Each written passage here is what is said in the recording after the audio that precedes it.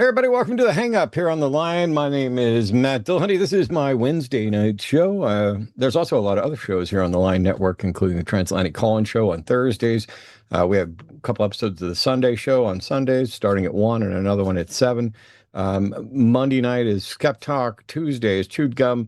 And there's lots to do and lots to call in about. And we appreciate everybody who tuned in. We appreciate everybody's support. You can call 720-619-2288, or you can use the link down below this to reach us, because we're in my continuing year of Zen. And it's happening for a number of different reasons. Some of them aren't even the ones people might suspect, but what that means is, since I have a reputation, I mean, the show's called The Hang Up because I hang up on people. That's still going to happen, but it's going to happen in a slightly different fashion. Um, I'm going to be cool, cool, yo. No yelling, no crashing out, no losing it. And if a poll, we can put up polls on occasion if somebody thinks that I did crash out or lost it or whatever else. If a poll says yes, I did, then I'll be donating to charity, which is a good thing anyway. So it gives me an excuse for if I happen to lose my Zen some, something good will come of it. I'll learn a lesson, somebody will benefit. But generally, we're just going to view this as like the crash-free zone. I'm wearing a seatbelt. I should get a seatbelt. It just says like crash free zone, but it'll look like I won like the crash free zone, pageant or something. So here's the thing. If you're a caller out there and you believe in something that you suspect we don't, and by the way, we don't necessarily all agree on everything. I mean, we don't believe that there's God, but not every atheist has the same view on supernatural things and moral things, free will, politics, any number of the, if you believe that there's something that you think we've managed to get wrong, or we desperately need to get right. If you can explain what you believe, why you believe it, and more importantly, do it in a way why we should also believe it, why we should agree with you, and doing it in a way that's understandable to virtually everyone, that's what we're looking for.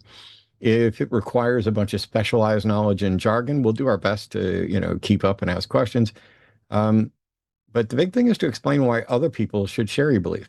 If you think, hey, for example, there was a period, I'm a former believer. I'm a former Southern Baptist fundamentalist evangelical Christian who walked down the aisle at the age of 5, accepted Jesus into my heart, was active in the church for years, and was studying to be a preacher. And at various times, I had different justifications for my belief. Most of the time, I thought there were good reasons and evidence, but a good chunk of it was I just accepted the Bible. And my primary reason was something that a lot of apologists might call the inner witness of the Holy Spirit. It's something I now understand was not justified. Wasn't justified for me, but it's an excuse that I would use when I had a belief that I couldn't justify to other people. Because if you imagine, hey, I'm hungry. I know that I'm hungry. And by the way, I am hungry. But and that'll make me cranky for the show. I should have eaten. Oh, see, there's going to be a food crash out. Anyway, if I'm hungry, I don't have any way of proving that to you. That's my inner experience. And yet it's clearly true. Just like I know whether I'm right or left-handed. I know how I feel about things. I know what I think about things. And quite often religions and religious apologists will act as if they know your thoughts better than you do because they think they have a friend or God. Not everybody thinks God's their friend, but they think they have someone who does know how you think. And so I would give that sort of inner witness to the Holy Spirit. That's not going to be particularly helpful, but if you've had experiences that you find overwhelming that you think should convince other people, we're happy to listen to those things as well. So not going to be yelling. I may still utter profanity because I enjoy it. I I may still be no nonsense in engaging with people, but we'll see. I don't have any plans to. I don't even really have to say anything, especially when I have such great guests and coworkers here at the line. But I'm trying to kind of prove a point. and I need your help to do it. So 720-619-2288. If you can explain why we should believe in your God, your religion, your moral values, that boils down to rather simply telling us what you believe, answering a few clarifying questions. Please be patient. There's tech issues related to delays, and so we're going to have to talk over each other. Don't try to get 23 things in. Don't gish gallop. This isn't a race. You will, in fact, get to say more if you pace it out in manageable chunks. Like, hey, here's my thoughts on this. Give me a second to do this. Boom. Let us process it, ask clarifying questions if we want, and then you do it in a back and forth. We're probably going to interrupt. I hope I don't have to put anybody on hold. Sometimes I have to for technical reasons. Sometimes you have to because some people are really not good at figuring this out. And then the other ones happen just because evidently I like to talk more than any 5 people put together. So, or at least that's what I've been told. If it requires a lengthy story or a lecture on your part, this is probably not the place to do it. You should probably put up like a YouTube video of your own, and then see if you can get some folks to review it. There's plenty of people out there reviewing apologist content and pointing out the problems with it. My good friend Paula Gia, who's on here frequently, part of our team, it does incredibly wonderful long videos that I'm going to be leveraging a couple of those over the next couple of weeks just to get some videos out because there were like a nugget within a video that he did where he goes into great detail and it's well worth watching, and I'll be directing you to that. But I want to focus on this one little kind of narrow thing in a shorter form. And so, yeah, I'm happy that I get to work with so many people. One important thing to remember, I know we're going to end up repeating this. Nothing about your justification for believing what you believe is in any way impacted by what Brady or I believe. So I will do my best to answer the questions that you ask me if they're kind of relevant. But what happens quite often is somebody will be like, oh, let me ask them this so that I can tailor my response to whatever they say. But that shouldn't matter because your reason for believing existed in your mind, independent of anything I've ever thought or said. Unless, of course, you're younger than me and you were listening to me and something I said made you believe in God. Then you can address what I said. But largely, you don't need to know what we think. But we'll still try and, I mean, I'm good with a conversation. And at the end of the day, if it's just a matter of, hey, you have a reason for believing, but it shouldn't be good enough for anybody else. I don't know if it should be good enough for you. Sometimes people give me reasons and I'm like, yeah, if I were in your position, that would not warrant belief. But you know, you don't get to choose what you believe. You either become convinced or you don't, and you can become convinced for good reasons or bad reasons. So that's about it. Please join me in welcoming my friend Brady, who's on here whenever I can get him on here. How are you? What's up? Chilling, chilling. How you be? I've been better, but I'm doing all Mm, right. I'm on the right all side of right. the dirt. Okay. I'll take that. We got we got calls lined up, and I Okay. figure you and I can visit in between, or if there's a lull or whatever else. It's always great to have you on here. Let's get And rolling.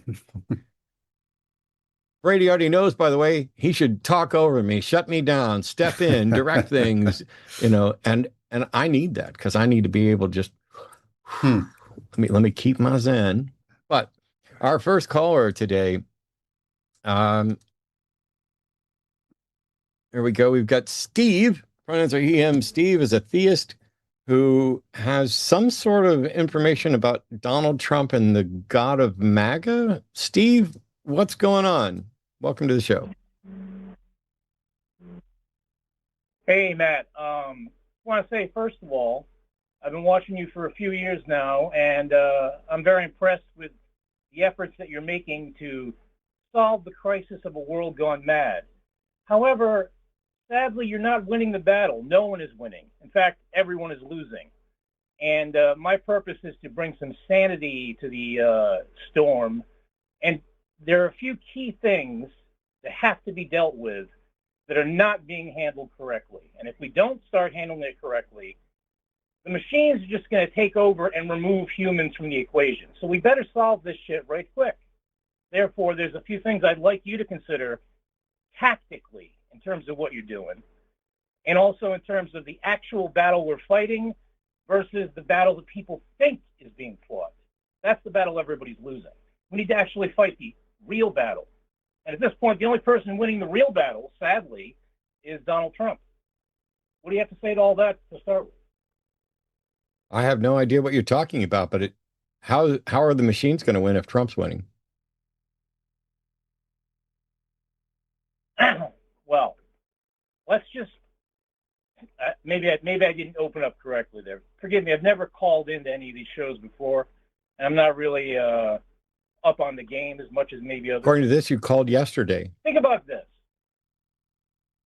I did. I got put on hold, but I didn't make it into the actual show. Okay. So the most thing to concern right now, presuppositionalism, for example. I saw you actually brought to tears on one video from recent months, just over the frustration of dealing with these people. What the hell? Why are they thinking what they're thinking, and how do we handle them? There's no effective handling them thus far. They have been a complete force of static chaos disrupting the conversation. And the way who are we talking about? Because is very dangerous. I'm trying. Okay, we need to back up to. Okay. Yes. I thought we were talking about MAGA and machines, and now you've switched to presuppositionalists. I don't think I've been brought to tears by presuppositionalists. I've been exposing the problems with presuppositionalism for decades. And, I mean, Matt Slick is probably one of the better known ones who I've engaged with a bunch of times. Matt and I actually are friendly. But okay, so let's take a half a step back here, Steve, because it sounds like this call is going to be a lot about me, and I definitely want to make sure that that Brady's involved as well. So we need to pick one topic and start there, because you talked about presuppositionalism, MAGA, machines, and the actual battle versus the battle people think we're doing, and you had tactical considerations. Pick one thing and let's just sort it and go from there. Okay, very good. And I apologize for being all over the place. I'll pick one thing: the presuppositional battle and tactics in handling them. All right? Let's just zero in on that for a moment, if we may. Let's take what by the way, Darth Dawkins. What by the way are you considering presuppositionalists? Because I don't see a battle with presuppositionalists. Presuppositionalism as defined by Cornelius Van Til, the new approach that apologetics took when it realized it had lost the battle of the old-time religion against Darwinism and needed to come up with something new, as we know, which is the philosophically based, contingency argument, all of that, okay? The entire presuppositionalism racket. Well, contingency arguments aren't presuppositional arguments, but also I don't feel that there's a battle with presuppositionalists, because presuppositionalism breaks down at its very foundation, which is if you're trying to demonstrate that there is a God and you presuppose a God as an explanation for something, you're not making an argument, you're not providing evidence, you are in fact presupposing the very thing you're supposed to be demonstrating. Right, correct. The battle I'm referring to is the battle for the hearts and minds of the youth of today, for example. Presuppositionalism has become hugely popular with a certain section of radical intellectuals amongst what is often overlapping with MAGA youth, not always, but is really about lost boys who have no one to give them any guidance in a world gone mad. So presuppositionalism appeals to them on the fake philosophical premise, and it makes them a disruptive force. So there's not a battle against presup in the term of that it's actually got a valid argument that we have to defeat, but it is a force for chaos in the minds of those who should be thinking about other things. Okay. I'm going to need you to kind of buckle down and be specific because you're talking about the hearts and minds of some people, but like, can you point to the problem that you think you have a tactical solution for?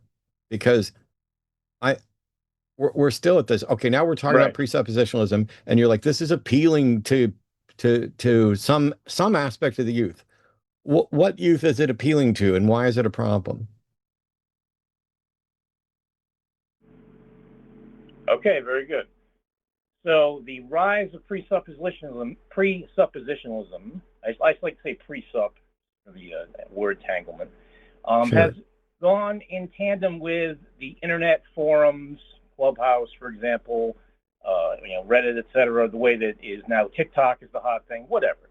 Point is, it's a rapid fire delivery system of social media that taps into a population demographic of mainly the youth, mainly smart people who have, fallen for the presuppositional lie that it's the answer. It's so philosophically awesome. And there's a level of deception there that is not easy to see when it's being sold to you, especially if you're coming from a completely lost boy point of view. So my point of the whole thing is that it needs to be defeated on its own premise, not because whenever, for example, any presup call that I've seen you guys handle, you call out their basic assumptions, and they hold fast to the whole God is the necessary precondition for all facts, and there can be no facts without God, etc. And there's a virtuous circularity that they claim to the argument, which goes nowhere. All you can do is hang up on them, really, because there's nowhere to go with that. And I'm not saying that there's another answer that you'd have in that moment. You really can't sit there and listen to them go over the circular thing over and over again. You got to save time. So my point is that there's no effective response within their specific narrative that actually changes the conversation. They end up, hanging up or getting hung up on. This is So the what? problem. And my tactical advice to you is I to think deploy a okay. different strategy when What do you handling. what do you think my goal before you give me your tactical advice? Do you think I'm trying to change the mind of the person that I'm talking to that's a Philbro? No, I don't. Oh, I okay. don't think you're trying to And change their how do mind at you all. I think you're know? trying to use them as How a do you tool know? to illustrate How the do you fallacy of know? their position. How do you Oh, Jesus Christ. How do you know how effective what I'm doing is with reaching people who aren't the person who's on the phone?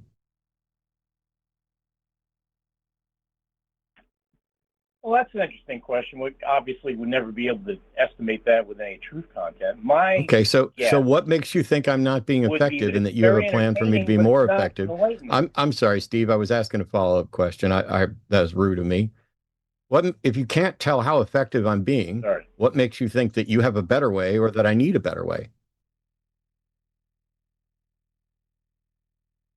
Okay, so when I said that, we couldn't tell to the effectiveness, I'm just being very clear. I don't ever make statements that aren't valid epistemologically. So I was being just a disclaimer there. We could generally say, all right, that What No, question do but you think I hold just on. asked you? Yeah. method of hand. What's that? What I'm question do you sorry. Then think I repeat your just asked question. I you? guess I got lost on what you actually. Yeah, the question is, if you have no idea how effective what I'm doing is, how can you claim to have a better path? And keep in mind, Steve, you began the call by Well, the answer saying to Matt that was is the failing. right. Gotcha. So my answer to that would be the ongoing evidence would be in the results of the trends, in how many calls you still get that are repeating that are demanding you have the exact same conversation over and over again with these people. Yeah, that seems to That be a there's no fallacious change in the that seems to be a conversation. fallacious conclusion that you've reached there because you have no idea how many people are watching the clips, rewatching the clips, how many new people are coming in, how many new people are being reached, how many people's minds are changing. You have no data on any of this. And so you're like, oh, I can't tell how well you're doing, but I think I have a better way, and I do that based on the trend. It may just be the case that maybe I could be fucking this all up for sure, or maybe I'm absolutely the best, but there are just more apologists reaching more people than I have the ability to reach because they have better support than I do. Well, let me ask you this then, Matt. Why do you think presuppositionalism has surged and come back to the extent it has, if, as we know, it has no basis other than a mysterious spell being cast? Why is it so effective? Why is it appealing? Because it's vapid. It is as close to untestable as possible, and it avoids every requirement for sound epistemology or evidence-based conclusions. All of their previous attempts, the various arguments that are supposed to make appeals to evidence and their appeals to the Bible or the Quran or whatever, those have all been repeatedly demolished in countless internet videos. When you have something that is as nebulous as, ooh, logic needs a foundation and the only possible foundation is God, there's no way to show why that is, there's no way to debunk that the way there is for like what came first, the earth or the sun, or any number of like factual things. The more vague and potentially meaningful religions seem, the harder it is. It's like nailing Jello to a wall. And so if they make statements that are testable and verifiable and debunkable, that's one thing. The only way to go out the presuppositional thing is to point out that either there's a flawed assumption or it is circular reasoning at its finest. And then they just say, well, it's virtuously circular. Wow, that was a good one. But in any case, go ahead and just, because I have other callers. Hang on. I'm sorry. Because I have other callers, and we've already acknowledged that you don't have any way of determining how effective I'm being or how you can be more effective. Go ahead and give me your tactical advice for I was waiting for that. Right. Okay. So if we approach it from within according to its own rules, one of the hammers that Darth Dawkins usually swings is God is the necessary precondition for all facts. There can be no facts without God. That's the premise. However, the problem he has is Genesis 1:2. I'm sorry, this is where I wanted to get to from the beginning. Okay? In Genesis 1, God chapter created 1, the verse heavens and 2? the earth. That's fine. Correct. In Genesis 1:2, God shows up at the deep and the waters. God does not create the deep. God does not create the waters. They pre-exist God in the text. He only created the heaven and the earth. He didn't create the waters. Where did they come from? I'm sorry. First of all, this is patently ridiculous. Right? No. Hang on. First of all, I'm sorry. This is patently ridiculous. In verse 1, first of all, stop. Just listen. I will not allow you to bust my Zen. You've done really good so far. I'm getting ready to completely destroy everything you've said and everything you were getting ready to say. Buckle up, Buttercup. So, presuppositional apologetics has nothing to do with the Bible, and the Bible isn't necessarily relevant to it. Presuppositional apologetics applies at a philosophical level that has nothing to do with the Bible. The fact that you think this is going to be a problem is only a problem even if there was a conflict between the Bible and presuppositional apologetics. It's only a problem for the people who think and follow the God of the Bible specifically, and who think that the Bible is necessarily literally true. However, the argument that you're making about Genesis 1:1 is redonkulously flawed, because in chapter 1, God created the heavens and the earth. And verse 2 says, and the earth was without form and void, and darkness was upon the face of the earth, and the face of the deep, or the darkness was on the face of the deep, and the Spirit of God moved across the waters. When God created the heavens and the earth, the default assumption by anyone with half a brain is that included the deep, That when he created the earth, it wasn't just, oh, I'm just going to create the dry land. It is the entirety of the earth. It's speaking about God created everything in verse 1. And in verse 2, it's darkness was upon the face of the deep.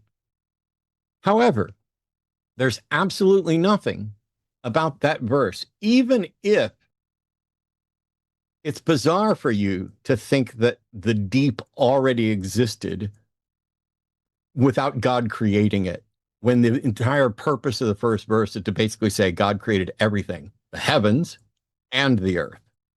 And none of that in any way disproves presuppositionalism. Mm-hmm.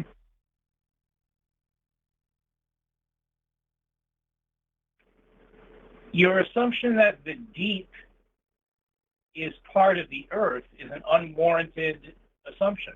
Why is that? Your assumption that it isn't is stupid as fuck. There's nothing that says that is the actual. Your assumption that it isn't is stupid as Why fuck. is that? Because as it has been traditionally presented and bought into by everybody, that first verse is the ancient Jewish way of saying God created everything. You are adding something by saying that the earth, when it says the earth was without form and void and darkness was upon the face of the deep, you're saying, hey, verse 1 didn't say God created the deep. That must mean that the deep pre-existed. You are the one that is adding to scripture without justification. Instead, if you view the entirety of that, it is saying God created everything, and then it goes on to give the specifics of the earth. The earth was without form and void, and darkness was upon the face of the deep, and the Spirit of God moved upon the face of the waters. And God said, let there be light, and there was light. This is an ordered, in Genesis chapter 1, view of this that begins with God created everything, and here's what it was like. You're saying, verse 2 talks about something that isn't in verse 1, therefore it must have already existed, and that's dumb as fuck. Can I throw something in here real quick? Absolutely. I was trying to hold back on this because I don't want us to go too far down a rabbit hole. But I will say, not everyone, not even all Bible translations translate Genesis 1:1 as a completed action. In the beginning, God created the heavens and the earth. Some actually do, and I actually prefer the translation that verse 1 is not a completed action, it's a dependent clause. And it's telling you when the action of chapter 1 is about to happen. So I translate Genesis 1:1 as this is the story of how in the beginning God not created but separated the heavens and the earth. And then the story starts with the earth was without form and void, and the spirit, and not I don't translate Genesis 1:2 as spirit, but a wind of God was hovering over the deep, separating the waters above from the waters below.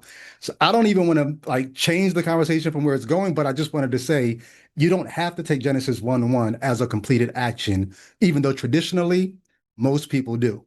But Hebrew scholars are, yeah, go ahead. No, I'm sorry. I thought you were done. I'll make you a deal. Steve, I'll make you a deal. I will let you give a short explanation of why you think those verses debunk presuppositionalism, just so that I can post it as an embarrassment of how confused you are on this, but only if when you're done, you agree to explain, because it says here that you're a theist, why we should believe it. What God do you believe in and why? Will you do that? Sure. Cool. So go ahead and you can start. You can start by explaining. Right. Okay.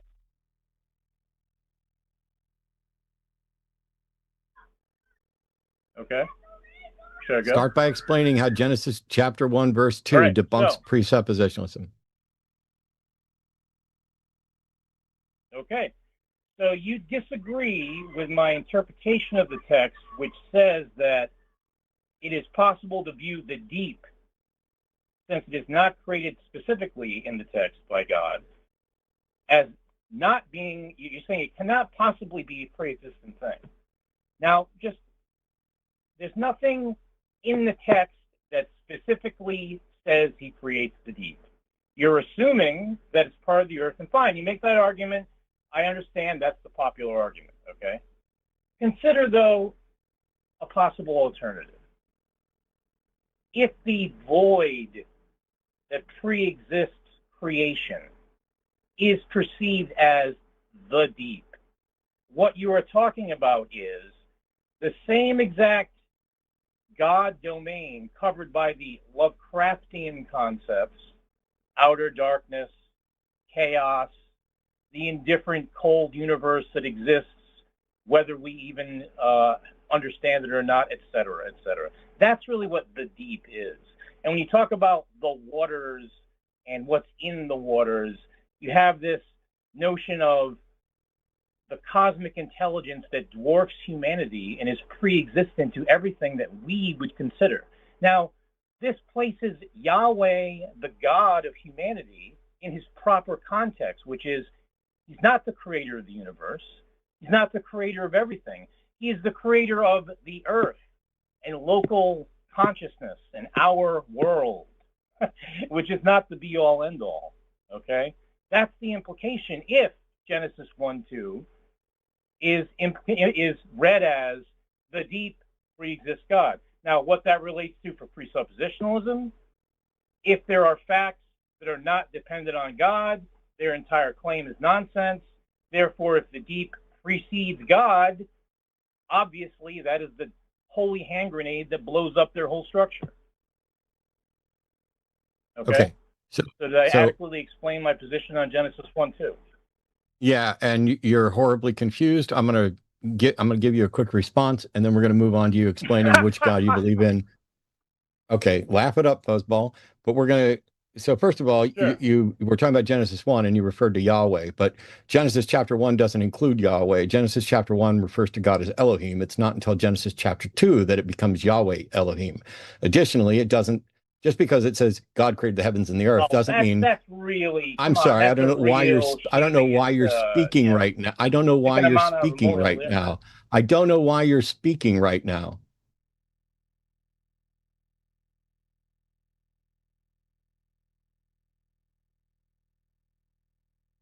So, the fact that it says in the beginning, Elohim created the heavens and the earth, that doesn't mean that Elohim didn't do something else. This is the beginning of potentially our timeline. This is the beginning of our earth, even according to your view of this. That doesn't mean that Elohim didn't also create the deeps of the universe, or the deeps being, maybe even if you want to view deeps as meaning space-time, that doesn't in any way mean that there's anything that predates, pre-exists, or isn't contingent on Elohim.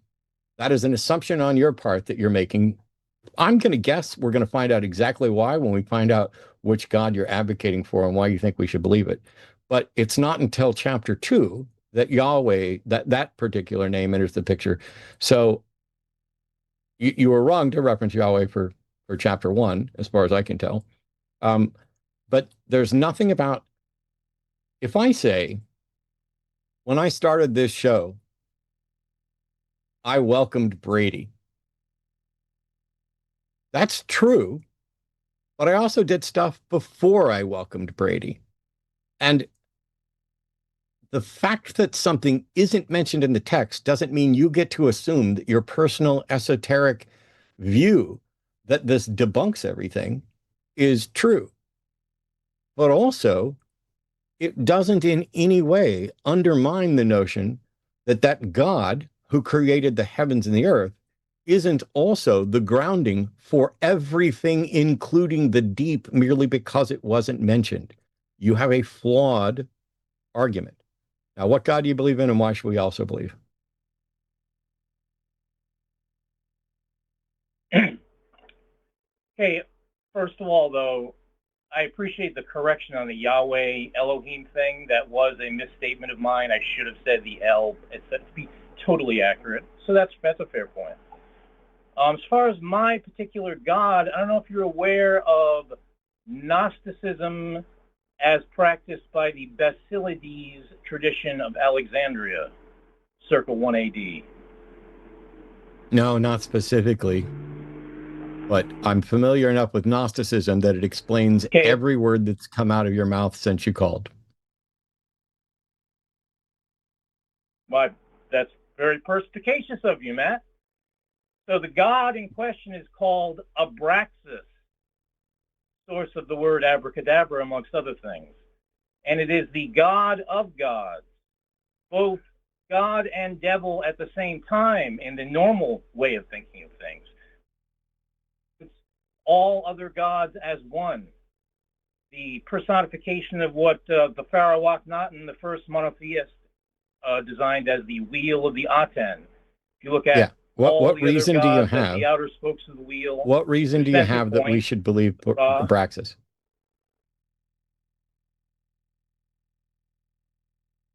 Well, actually, I wouldn't recommend it for most people because it requires an oath of the abyss that most aren't capable of living up to. So I wouldn't recommend it for most people. I need to ask a couple of quick questions, Steve. Is it true that Abraxas is real? Sure. Should we believe those things and prefer to believe those things that are true? Hyper real. Okay. I'm just going to say goodbye now, absolutely. Steve. No. Because, all right, thank you for finally answering the question. Okay. If it's true that Abraxas exists and you think it's preferable and desirable that we believe true things, and I want to believe as many true things and a few false things as possible, then why would you say you wouldn't recommend people believe it? Why would you recommend that people not believe something that's true if you agree that people should believe something is true? How absolutely contradictory are you willing to be and pretend to be reasonable? No, I'm just being kind and being compassionate to my fellow man. No. Knowing that you're not. Would be no, you're not. driven insane. No, you're not. I don't need you to be kind. I need you. I don't need you to be kind. I need you. Come on. I don't need you to be a nice guy. I need you to be fucking honest. And if your position is that this is true and it's preferable to believe which things that are true, I'm being honest. then you shouldn't. Steve, goodbye. Matt, but the more truth you observe, the further you get from the human baseline, you're driven insane most of the time. Steve, say goodbye. Yeah. Yes. Say goodbye. Oh, okay. Goodbye. Have a nice night. Fuck off. All right. Hilarious. I'm glad we have a bunch of theist callers, and this is great. So we don't have to waste any more time with Steve's esoteric Gnostic nonsense. I'm sure there's a bunch of theists on hold who are already like, what kind of bizarre crap is this guy talking about? This is, I think I have in my seat. This is the whole thing. This is the whole problem with Gnosticism. It's all about finding secret wisdom, secret ancient wisdom, lost stuff. It's this. Oh, there's a secret hidden message here. There's a secret hidden message there. I have tapped into the secret mysteries of the universe that nobody else does. And that's why he's like, oh, I wouldn't recommend it for people because it requires a commitment to this and this and this. That's someone who doesn't care about truth, even though they'll pay lip service to the truth. Instead, they want to feel special. Yeah. They want to pretend that,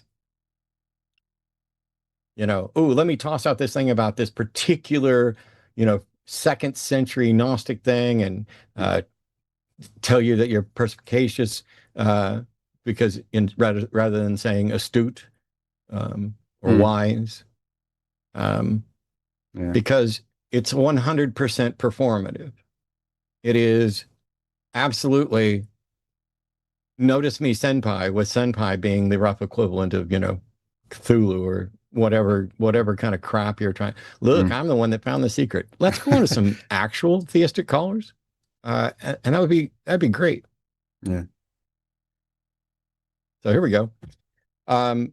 Gabriel's calling from Washington, pronouns are he, him. Gabriel's a theist, wants to know what evidence we would take to believe as evidence for a creator. Hey, Gabriel, you're on with Brady and Matt.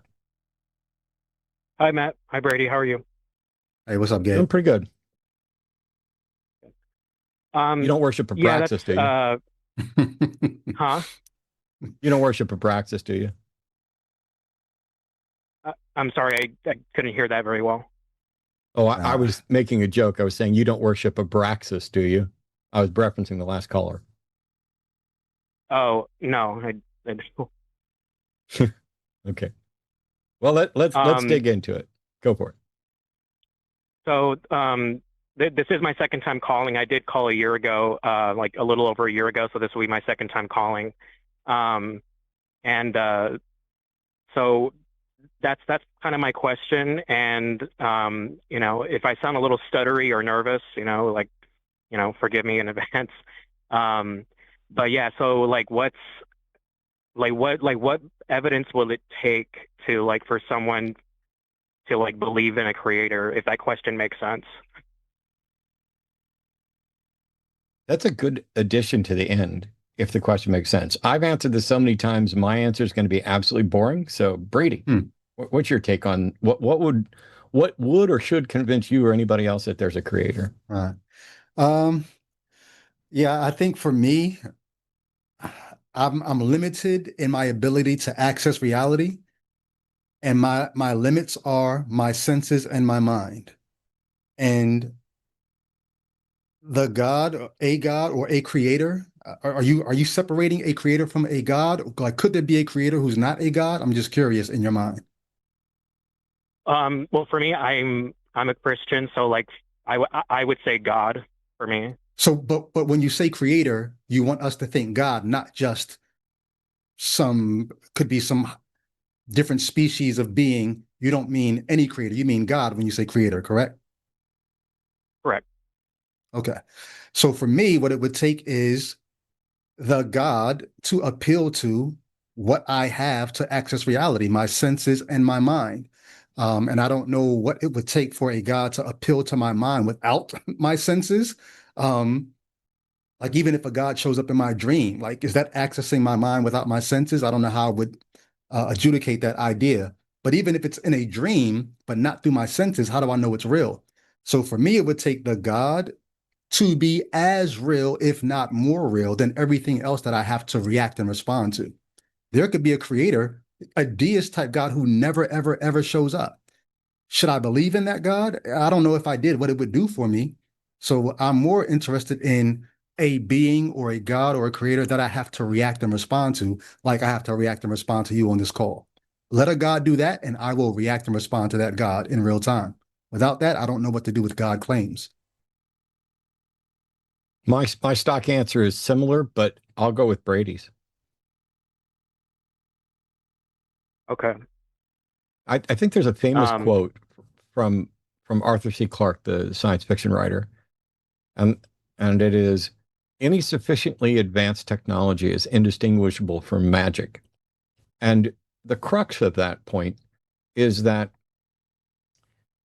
how could you tell the difference between the actual creator God and something claiming to be or seeming to be the creator God that isn't actually that, but is making use of knowledge, information, trickery, and whatever that seems magic to you or seems creator like to you? I don't know how to tell the difference between those two. And so my answer has always been that, well, not always been, but for years it's been, I don't know what would change my mind, but if there is a God in the traditional sense, like the one I used to believe in, the one I think you currently believe in, or some version of it, um, I would say the Christian God should absolutely know what should change my mind, and the Christian God should be able to provide that evidence. And the Christian God has not done that, which means either that God doesn't exist or it does not want me to know it exists. Either way, it's not my problem. right. I'm just processing what you're saying and Mhm. taking my time Yeah, to go think for before it, I say because anything. it's a little unfair. Brady and I gave you two similar answers, but it's a lot to think about, and I mean, they're very similar. But yeah, there's no rush. Yeah, and forgive me again. I'm just a little nervous because I don't want to say something stupid and then I get smoked for it because I know Mm. Matt, with all due respect, you're a Yes, master at debating. So I know you would easily smoke me, the thing but is, so I just go the ahead. thing Go ahead. is, Sorry. it's not saying something stupid that's likely to get a rar type thing. It is um, confidently expressing like stupidity as if it's superior to Mm. actual evidence. You're just asking questions, and that's fine. That's good. Yeah. And my question for you, and you may not have the answer right now, and take your time and think. Um, if you had a good reason to believe in God, do you think that good reason is only applicable to you, or do you think it should be good enough for all of us?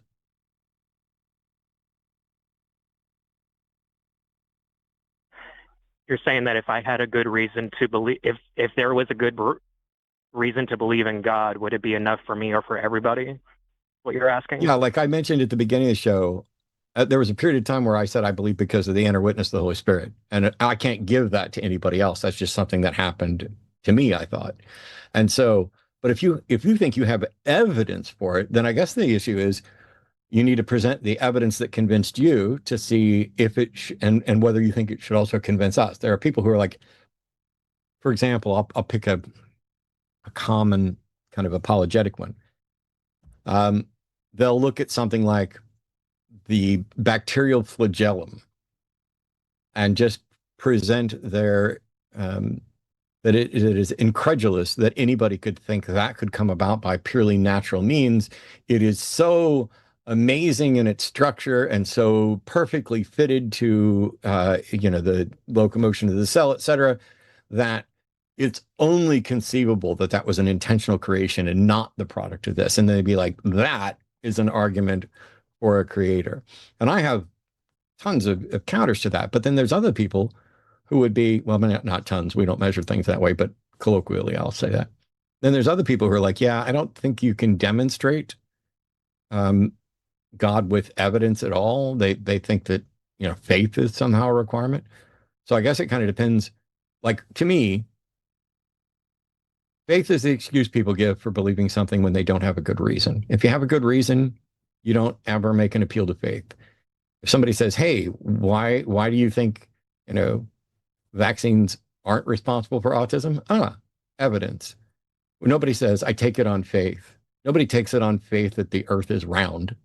And so I think the real issue here is I can't neither Brady nor myself can say, oh, we would need evidence of this exact type in this quantity, in this fashion, because it's going to depend on the God. And so all we can really do is say, hey, present the thing that you think should convince us, and either we'll be convinced or we'll be able to hopefully tell you why we're not. That makes sense? Yeah, makes sense. Yeah. You have a point. Can't argue with that. Gabriel, can I ask, when you became a believer in God, did you become a believer because of evidence, or did you become a believer because of maybe claims that just seemed like, well, why would these people lie about this, or a need that you had maybe? Why did you become a believer, if you can remember back to when that was? I grew up in it. So I actually grew up Pentecostal. I'm sure you've heard of them, like Apostolic Pentecostal. Yeah. So that's how I grew up, and it was my parents that raised us and all that. So for the evidence part, no, I was just grown up into it. And when I reached because I'm 31, but when I was when I reached 15, you know how it is, like when you're a kid, it's always boring to go to church. When you're little, you don't want to go and all that, but I had to go. I didn't have a choice. And if I didn't go to church, I was going to get kicked out. So, kicked out of what? not that extreme, but if I didn't want to go to church, then, okay, well, pack your bags, you're out of the house. I'm not saying my parents were horrible people. I'm not saying that, but it was just very strict because the Pentecostal religion is very strict. As long as you're under my roof, you're going to church thing.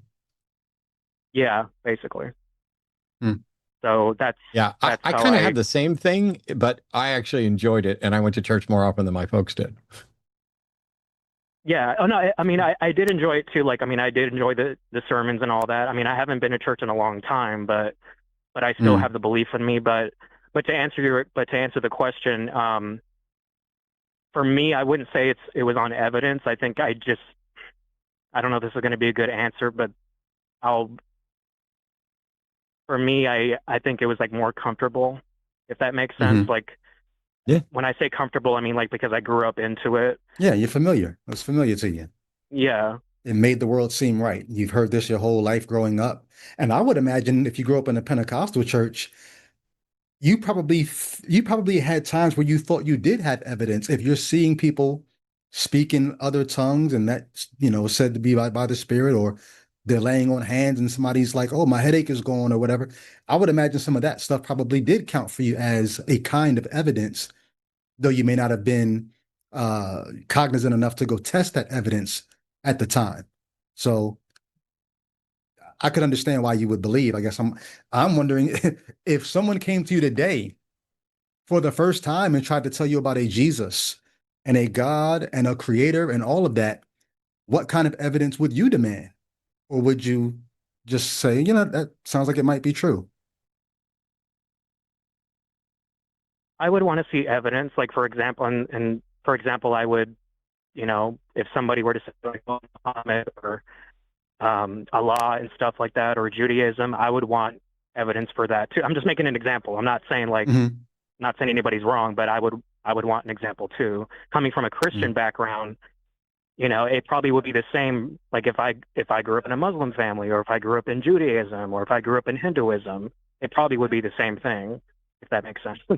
Would it suffice if they said the evidence I have is that people were willing to die for this? Would that be good evidence for you? Like, what would, and I know I'm asking you to kind of put yourself in a position that you're not in, but if you could kind of critique just your own worldview, pretend you didn't hold it, what would it take to make you hold it today?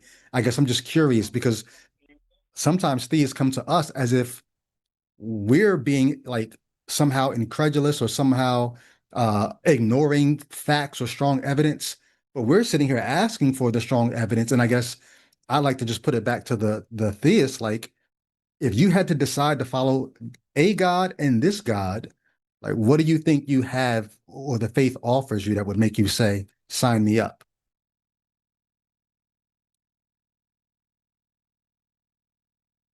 Honestly, by the way, am I echoing, guys? Am I echoing? No, you're good. Okay. The honest answer is like I don't know, because like you're hitting me with some good question, and it is a lot to think about. But it's something that I should think about. But that's my answer. I really don't know. Appreciate that. Yeah. Yeah, and I would say, I don't know if this is going to come out right, but I would say too, like as a Christian, I can't speak for other believers, obviously, but I would say like we don't really, God, I don't know if this is going to come out the wrong way. I got to be careful how I say this, but I don't think we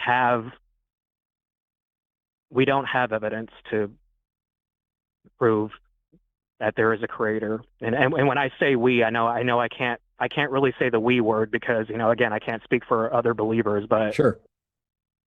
Somebody else might have feel embarrassed that evidence that you're not aware of. Yeah. Go ahead. No, I was just saying somebody, exactly. I'm in agreement. Somebody, yeah. I'm wondering, so it seems like you were kind of raised and indoctrinated into this, and it's what felt right, and in part because, there's the people around you who are already believing this. When you look at the Bible, so like, let's skip forward a second, because you specifically asked about what would convince us that a creator God exists, and we'll just stick with some version of the Christian God. If I was convinced that the biblical God, as represented, is largely real, I would no longer be an atheist, because I would believe that God was real. But there's absolutely no way I would worship, revere, or admire that God for countless reasons. I find the God of the Bible to be grossly immoral, incredibly problematic, and I don't find that can be. I mean, maybe out of fear, because God can crush me like a bug, and there's nothing I can do about it. Although I would say that the fact that I've been here for 20 some odd years, criticizing and mocking that God, and along with a whole bunch of others, and I'm still on the right side of the dirt, as I said at the beginning of the show, is pretty strong evidence that they don't seem to care about what I'm saying. But it's like, I don't have any reason to think that God exists. But if the God of the Bible exists, or the God of the Quran, or any number of other gods, I find them to be not good. And so while I would believe they exist, like, I believe Trump is the president, but fuck that guy. And that's the same way I would be about the God of the Bible or the God of the Quran. It's like, yeah, I believe he got the job or is the creator or whatever, but he's grossly immoral. I mean, the example that we've used several times, Justin, it's come up several times in the last few weeks, which is why it's fresh in my head.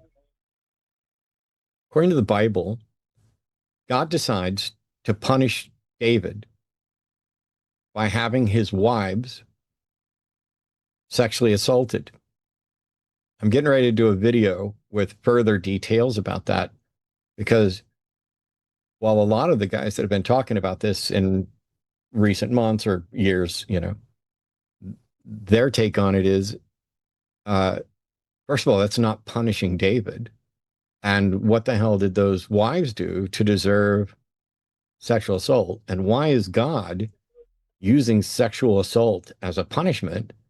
And I think I found, I'm not going to go into it tonight because I'm going to save it for the video. So spoiler, go patreon.com/atheist debates and go to my YouTube channel. It'll be out, within the next couple of weeks. But I think there's another thing there that's been overlooked in most of the discussions I've seen. And even without addressing the thing that's overlooked, that strikes me as, I think most believers that I would interact with privately would just say, either as a caller did on Sunday when Seth and I talked about this with a caller, the caller basically said, yeah, he's God. He's above the law. If God wants to use rape as a punishment, he can. And that's just the way it is. But I think most believers I was around would probably say that didn't happen the way it was described. We're so eager and willing to throw out the bulk of the Old Testament and pretend almost like it was a different God, even though the Old and New Testaments affirm, not a jot or tittle of change. God is unchanging. Before Abraham was, I am. This is all the same. And so there's difficult questions, even if you just stuck with the Bible. So if God exists, not only would he have to provide the sort of evidence Brady was talking about, but if he expected me to admire him or worship him, you have to do a lot of work to correct things. And I would argue the fact that that hasn't already happened puts him in the fuck that guy category too. Like if I was God and there was this much confusion and misrepresentation and people saying that I did things I didn't do or advocated for things I didn't do, I feel I'd have a moral obligation to correct that misinformation. And the fact that he hasn't either means that the information is correct or he doesn't exist, or there's, I don't know, some other explanation I can't think of. So I guess I'm glad that I don't have reason to think he exists, because how awful would it be to think that there's this moral monster watching everything you do and advocating for sexual assault as punishment, amongst other things. It's weird. It's not just weird's too mild of a word, but I don't want to dump too much on you at the same time. Yeah, and can I ask a quick question, Matt? Of course. When you say monster, like you're referring to like slavery in the book of Exodus, is that what you're referring to, like the slavery in the Bible, from what I understand? Well, at that point, I was just only referring to the setting up David's wives to be raped. But yeah, I would say that slavery is one of the areas where he's a moral monster. I would say that inherited sin makes him a moral monster. Substitutionary atonement, the notion that he set up supposedly in a Garden of Eden people to absolutely fail, knowing that that must be the case, and then decide to punish them and the entirety of the world afterward. All of it is monstrous. The notion of blood sacrifice and it's all bad. Yeah, it is, and I'm, it's common sense. I'm not going to disagree with that. All of it is bad. I mean, if God told me to do that, I would, and I know this is going to shock other Christians, but I would say no, which is weird and hypocritical of me to say, because people would say like, well, you're a believer, right? You would listen to God. I'm like, yeah, I would listen to God, but if it's not on those terms. you know, Mm. which makes me sound like a hypocrite. But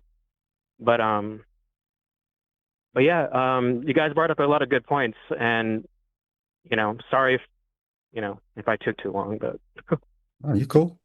Cool. You didn't talk nearly yeah. as much as we did. So first of all, genuinely, no bullshit. You're probably the best caller and conversation I've had in weeks, if not more. And it's because we were all able to talk.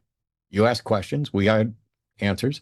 We had questions. You're willing to acknowledge, hey, I don't necessarily know. I got problems with this. And none of us are expecting you to be like, oh, okay, now you're an atheist. No, this is a lot. You may deconstruct. You may never. You may be the one who goes back and thinks about this and listens to it and says, oh, wait, when Matt said this, he was actually just wrong. He missed this thing. And when Brady said this, oh, they missed this part.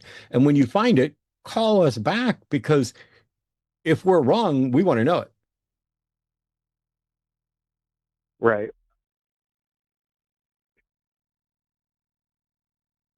Yeah, for sure.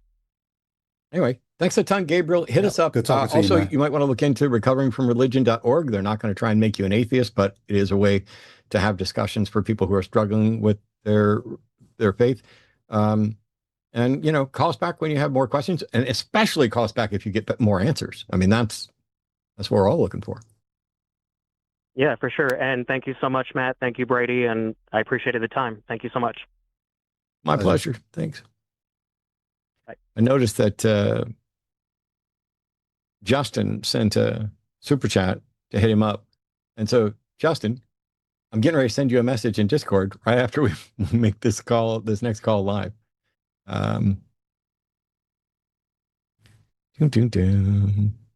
Here we go. Sean is calling from California. Sean's pronouns are he, him, and says God and MAGA are not destroying America. Hey, Sean, how you doing? Sounds like this might be juicy.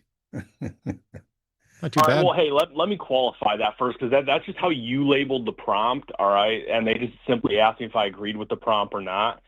So, no, I don't agree with the prompt. Well, kind of. But I don't believe not gonna God's try to destroying defend America. I'm not politically minded enough to argue MAGA with you.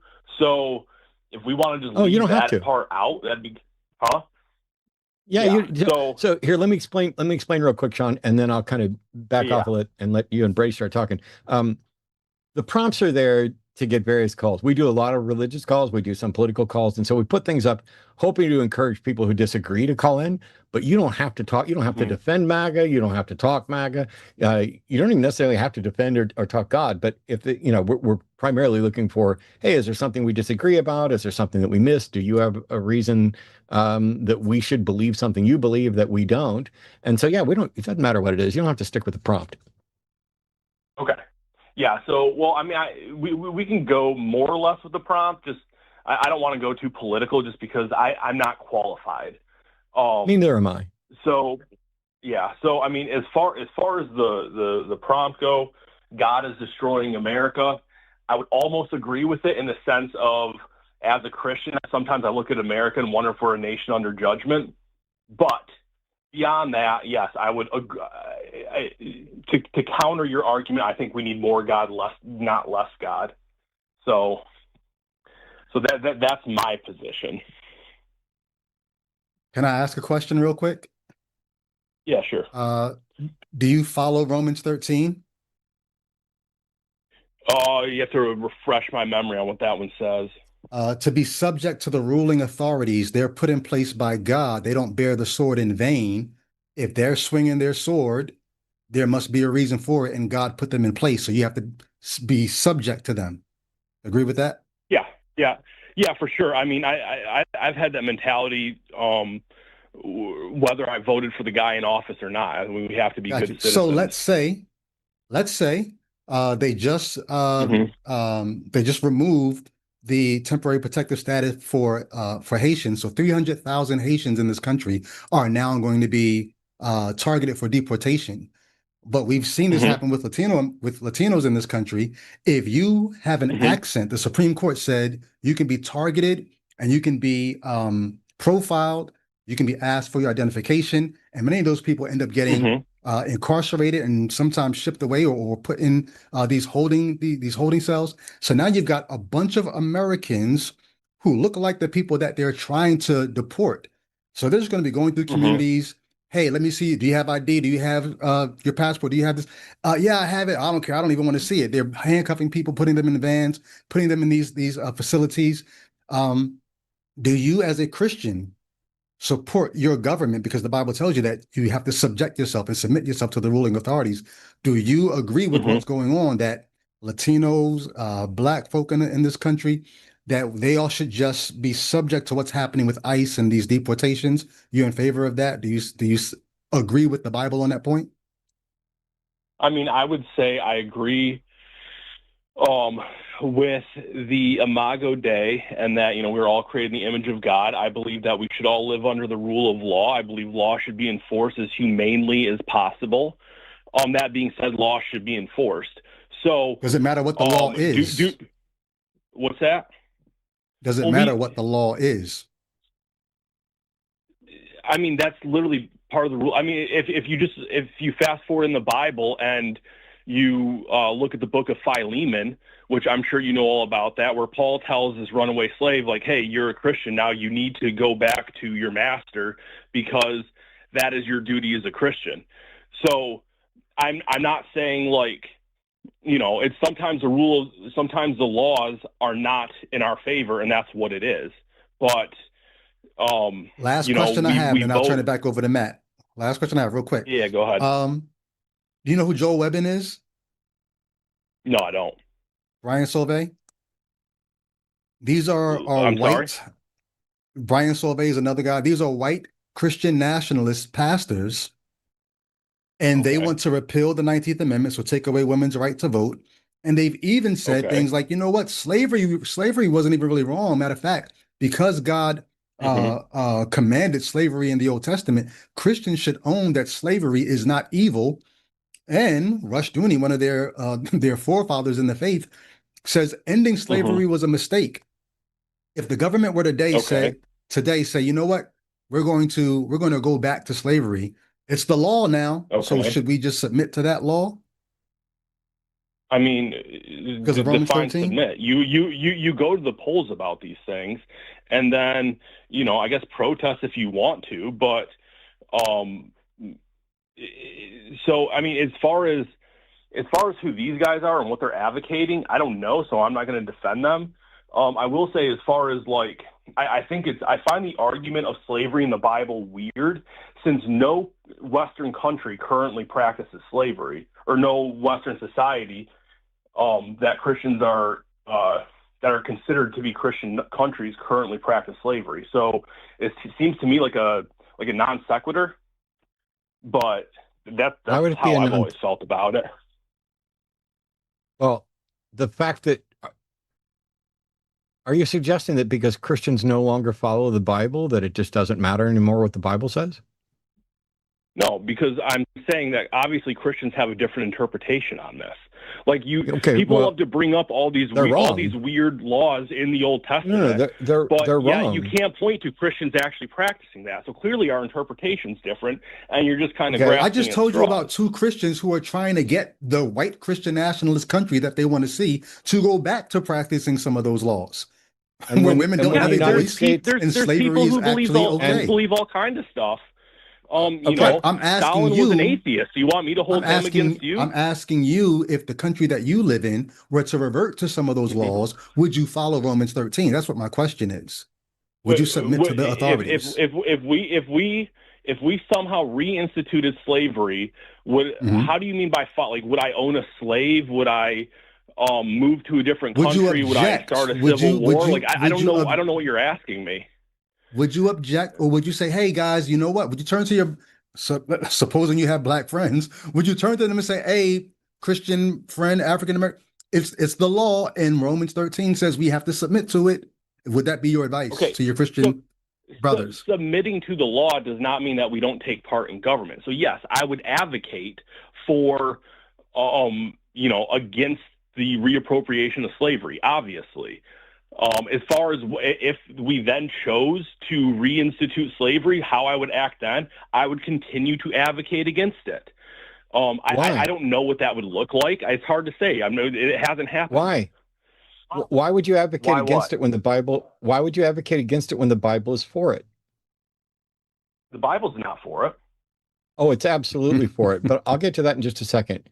I want to get back to sure. something you said. When you talk about Philemon, what was the story you presented about Philemon? The story of Philemon, if I'm remembering it correctly, Philemon was a runaway slave. He ran into Paul. No. Paul preached to him. He converted to Christianity. What's that? No, you're completely wrong. Philemon was a rich, wealthy Christian who owned slaves. Then Onesimus was the runaway. Because the letter was. I'm sorry. You're correct. Because the letter was. I know I'm correct because I actually know the Bible, and that's my point. So Paul is reaching out, not saying to Philemon, you need to go back because that's your duty as a Christian, which is what you said before. You have every aspect of the story completely wrong. Paul is reaching out to Philemon. Not every aspect. I got the overall. No. You have literally every aspect. Philemon if we rewind, as a matter of fact, I'm going to have to mute you. I'm going to have to mute you. I'm going to have to mute you if you keep talking over me. So just be quiet and let me correct you. Yes, just be quiet and be corrected, and you won't look so foolish next time. So what you said, and we can. Do I have to mute you, or just going to? Are we good?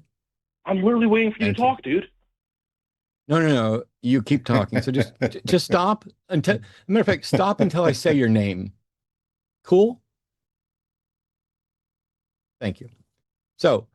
I think if we rewound this, which we can do in editing, and anybody who's watching this, since it's recorded and it lives forever on the internet, would have heard you say that you thought Philemon was a slave, that Paul was saying must return to his master because that's what he needs to do as a Christian. But the real story is Philemon, in the shortest epistle of all of Paul's authentic letters, Paul is reaching out to Philemon, who is the slave owner, to say, hey, basically, can you let Onesimus go? Christians, other Christians, will often use this as if the Bible or Paul or Jesus are opposed to slavery. And they have to do that because if you go back and you read what's in Exodus 21 or Leviticus 25 and also in Deuteronomy, the Bible specifically has two sets of rules, depending on whether or not your slaves are Jewish slaves or whether or not they are Hebrew or Gentile slaves. And Jewish slaves have a different set of rules than the Gentile slaves.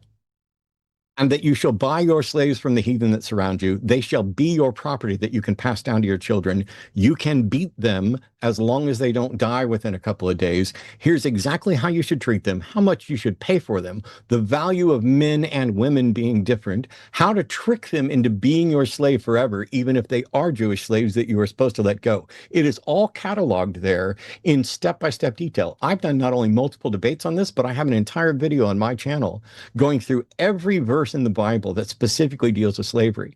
But when Christians who don't know the Bible or don't care about the Bible realize that they're not able to provide a defense for what it says in Exodus 21 or Leviticus 25, they go running to Philemon and say, hey, Paul wanted his slave friend let go.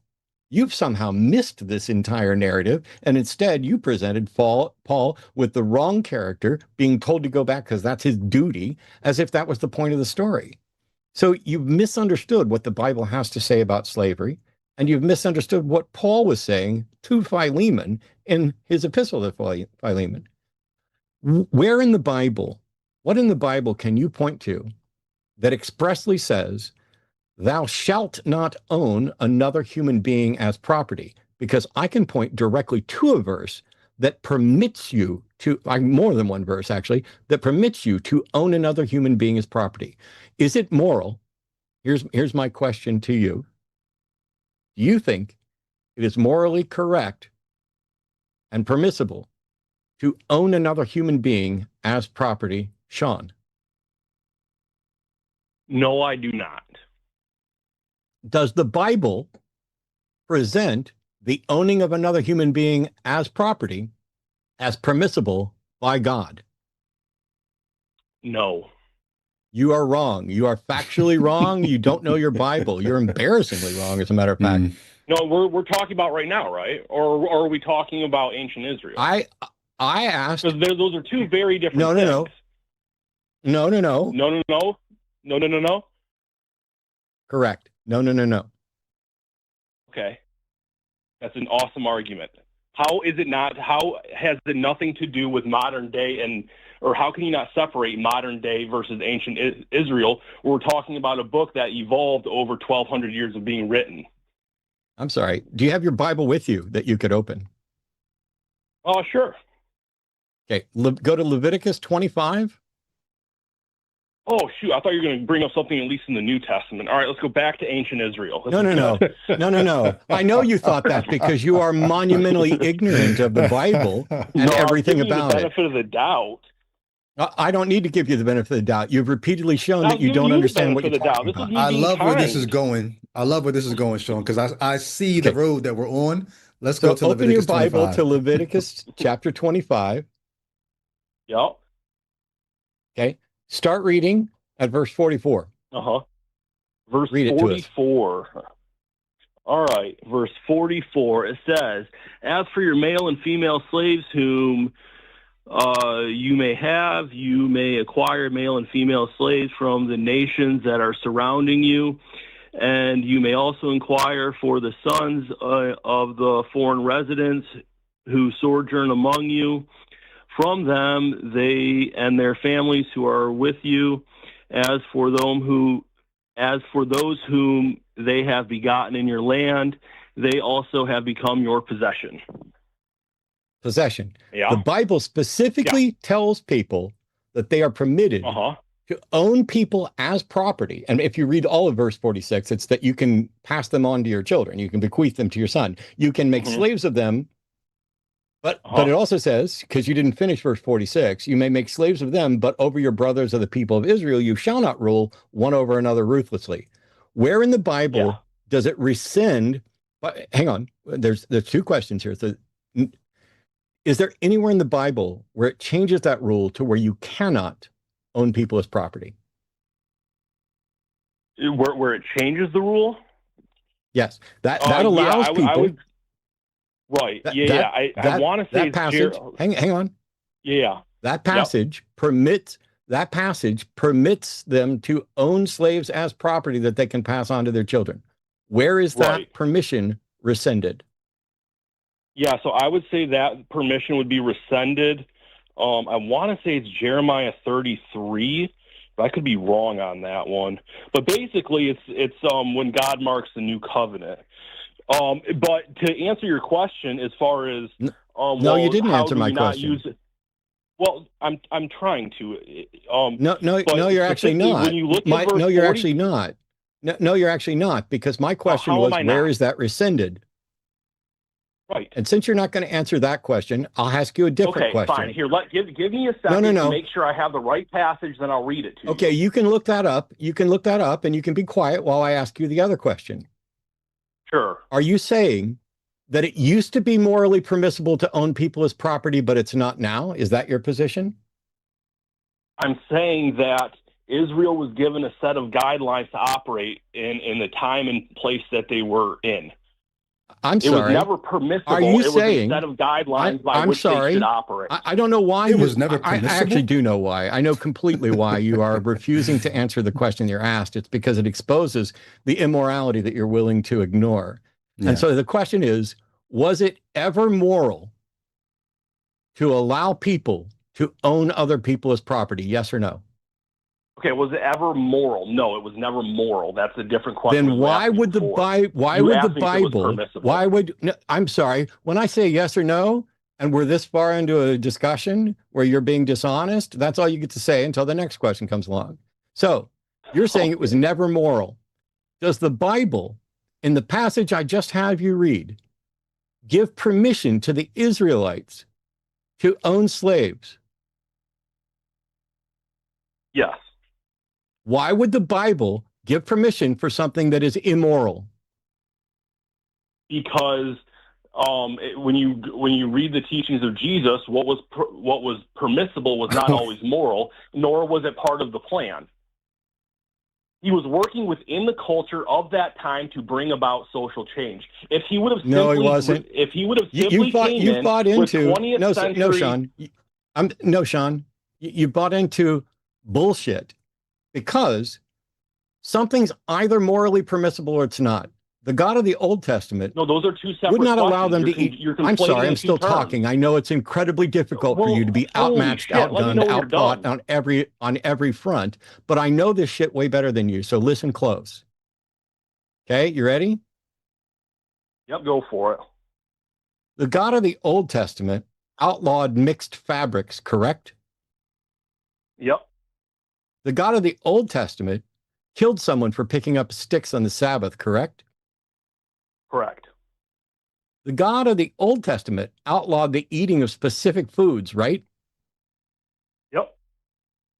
The God of the Old Testament made all of those things and many other things, including all 613 of the mitzvah, the law. He was outlawing specific things that were a part of that culture at the time, correct? Correct. So your God in the Old Testament, who is the one laying down the law, is somehow able to outlaw shrimp, but not slavery. Are you fucking kidding me? Yeah, shrimp wasn't Your an essential God part cares of the more economy about at whether that or not time. shrimp are being eaten and whether or not people are eating a specific food than whether or not people are owning. Why would God not say, thou shalt not own another human being as property and put the people to death who are doing it if he's willing to kill someone for touching the ark, picking up sticks, or eating shellfish? Your God is a weak ass little bitch is what it is. Are you ready for the answer? Yes. Okay, the answer is if he would have made the commandments that you suggested, they would have rejected him entirely. Instead, you do it the same way you bring about any sort of change, one stage at a time. And to answer your previous question, where did God ever say this is not permitted? The answer is Jeremiah 31:31. Okay. What's it say? All right, I'm flipping to it. Here, I'll get to it. Behold, the days are coming, declares the Lord, when I will make a new covenant with the house of Israel and the house of Judah. Where is the word slavery or the concept of slavery in Jeremiah 31:31? That's you know that's where a is bad the argument. where in Jeremiah 31:31? Where in Jeremiah? Where in Jeremiah 31? Where in Jeremiah 31:31 is either this concept or the word slavery? The concept is there. The word slavery is an exact word No, it's fallacy, not. which you know No, that. it's not. You were hoping I didn't know that. The concept is not there.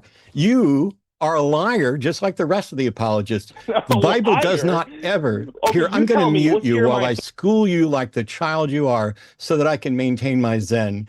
Because you basically just admitted that your God is a weak ass little bitch. He couldn't tell them not to own people because then they would have disobeyed him. Aw. Your God can't handle being disobeyed. He needed to bring about changes in small incremental things. You know, he was disobeyed from the start, supposedly. He was disobeyed in the Garden of Eden. He was disobeyed to the point where he had to drown every living thing except for a drunk and his family.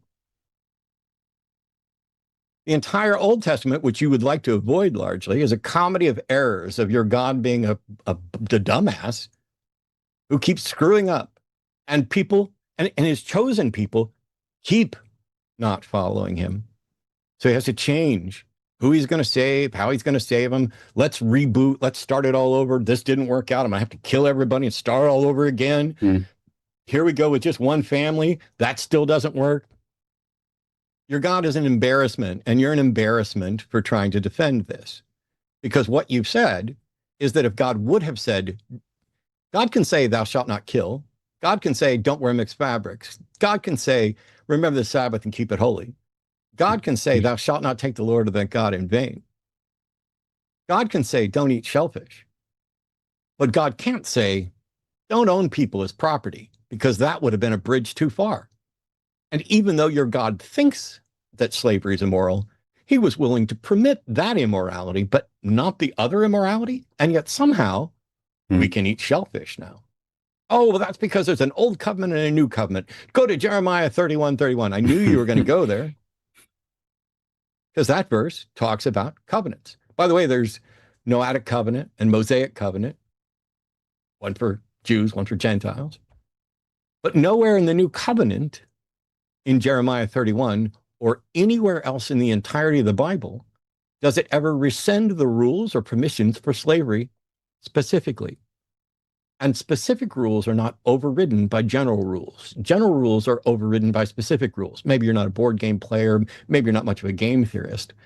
But one of the other confirmations of this is that if we set aside your Old Testament and we go to the New Testament continues to affirm slavery, not just in the sense of being slaves for Christ, but slaves, obey your masters. The only moral thing that anyone, any person or God could tell a slave is to do their best to free themselves and every other slave, because it is immoral. It is grossly immoral. It is one of the most repugnant things in history, which is why you wouldn't go along with slavery. But the Bible, in your precious New Testament, says for slaves to obey your masters, what? Even the cruel ones. Fuck your God.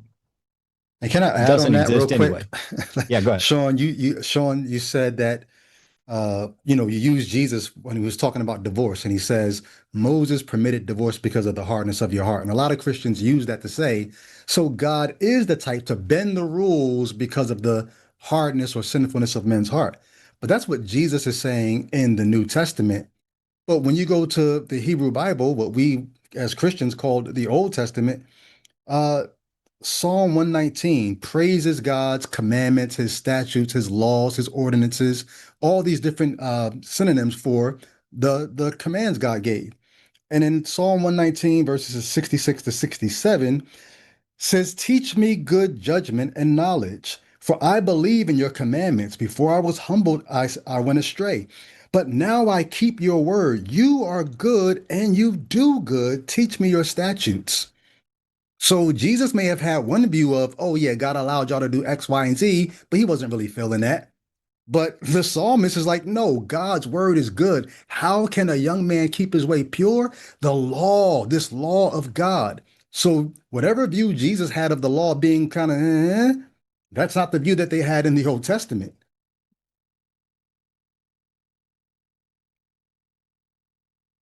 Am I up or am I still muted? You are unmuted. Oh, okay.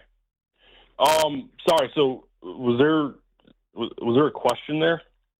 No, you're free to say I'm whatever not you trying to need be to. dismissive. I don't know I'm what sorry. you want me to say. It's just something I'm to literally consider. answering your question about whether there's a question by saying, I don't have a question for you. I'm giving you a chance to speak, but I no longer care to hear what you think because you are willing to make excuses for slavery and lie about what the Bible says. So I don't care what you have to say, but I'm going to give you a chance to finish.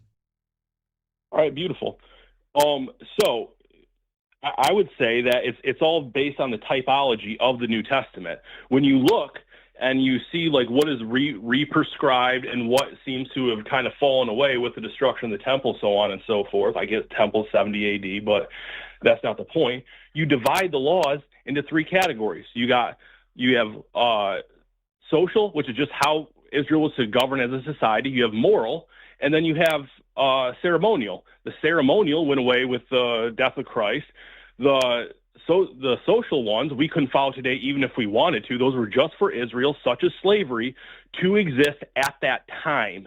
And then the moral laws, such as thou shalt not kill, those are the ones that apply to us today. So that is how both the law is fulfilled and still applies.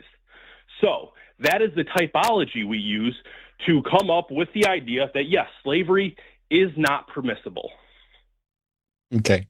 Unfortunately, that is absolutely vapid, unbiblical. And, we already knew all this because not only have I been doing it from this side for 20 years, but I did it from your side for more than 20 years as well, and used all those same things. These are the excuses apologists make in order to make it palatable. But the reality is, if I were God, I could easily say, thou shalt not own another human being as property and kill anybody or or banish anybody or send people to hell or annihilation or whatever your particular theory is. Oh, they're not going to follow me. Well, if they're not going to follow me, they're not going to follow me. If not owning people is a bridge too far, I don't want them to fucking follow me. Those are the immoral, corrupt individuals. It's embarrassing how much you're willing to bend over backwards to make excuses for the book instead of doing what a lot of modern apologists do, which is say, yeah, the book's got some stuff wrong. The book's wrong about slavery. But you're still part of a religious tradition that says, ooh, we can't admit that the book got some stuff wrong. And we can't even blame it on people, because then you've got nothing to point to. You need the book to point to because you have no God to point to. And now you have no moral compass to point to. So thanks for calling, Sean. We'll see you later.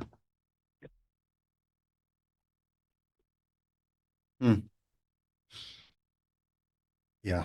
Yep.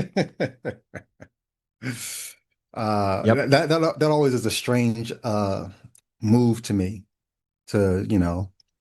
Jesus was saying God bent the rules for them. Like, what do you mean God bent the rules? Like, this is the law that says the word of the Lord will stand forever. Like, what are you talking about? I get it. And I've been in the same position that he was in to some extent, when I was a believer. When I first started coming across these things, it's like, oh, how do you make sense of this? The Bible is very problematic. The Bible says a number of things that feel ridiculous and immoral to any modern sensibilities, and probably to ancient ones as well. I mean, if you wanted to know whether slavery was ever immoral, all you had to do was ask a slave. Or ask our owner, would you want to be a slave? That's Rawls' veil of ignorance too. Design the system that you're going to live in, right, not knowing who you're going to be. Are you going to allow slavery? Yeah. Remember, you could come in as a slave, or you could come in as a slave owner, you could come in as someone who's neither. It's bizarre that the Bible explicitly tells them who to enslave, how to enslave them, where to buy them, how much to pay, which is especially stupid for a God that knows the future and knows that X shekels in this time isn't the same as what it's going to be much, much later. At no point does it ever correct this. Jesus is here. Yeah. Jesus says all kinds of stuff, supposedly. Knowing the future. And even if you were permitting slavery for whatever pathetic reason of just being, weak. Oh, I don't want them to not like me, so I'm not going to take their slaves away. That was hilarious. We'll be gentle. I really want them to love me, so I'll let them keep their slaves, but we'll try to make it gentler, where they can beat them, but only if they don't die within 2 or 3 days. We'll do that. The God who sent a flood wants to move incrementally to change the world? Like, yeah. Really? I'm going to wipe out every human being on the planet except for one family in a boat. But I need to go incrementally on slavery. But then Jesus is here. Not a single word. Yeah. It's nothing. Almost as if the authors were time locked. Almost. Yeah. Jesus said things according to the Bible, where it's like, I'm not gonna, let me look up the verse because I'm not gonna remember it.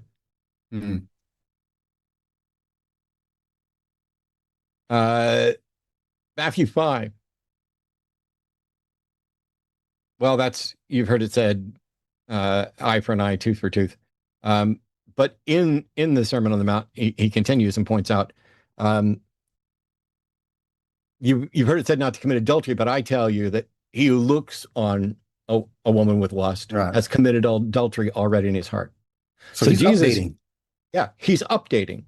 Why wouldn't Jesus say, you've heard it said, you shall buy your slaves from the heathen that surround you, but I tell you, do not own people. That would have been a great time to update, especially since we're supposedly under this new covenant where everything changed, where Jeremiah announces the change. It's not Jeremiah 31 where the change necessarily takes place, but Jeremiah announces this change, and at some point between then and the end of time, that change will come. But if Jesus is there and Jesus is the change, Jesus should be the change that God wants to see in the world.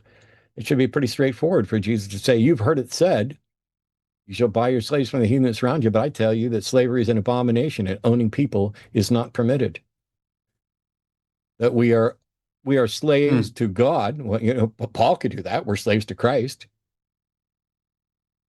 And say, and that metaphoric slavery to God Almighty is the only form of slavery that is permissible. Or the slaves to righteousness. Even that concept would be better, but a lot of times Christians talk about the Bible and they'll say, even those draconian laws in the Old Testament, they'll say, but it was revolutionary for its time. It was ahead of its time.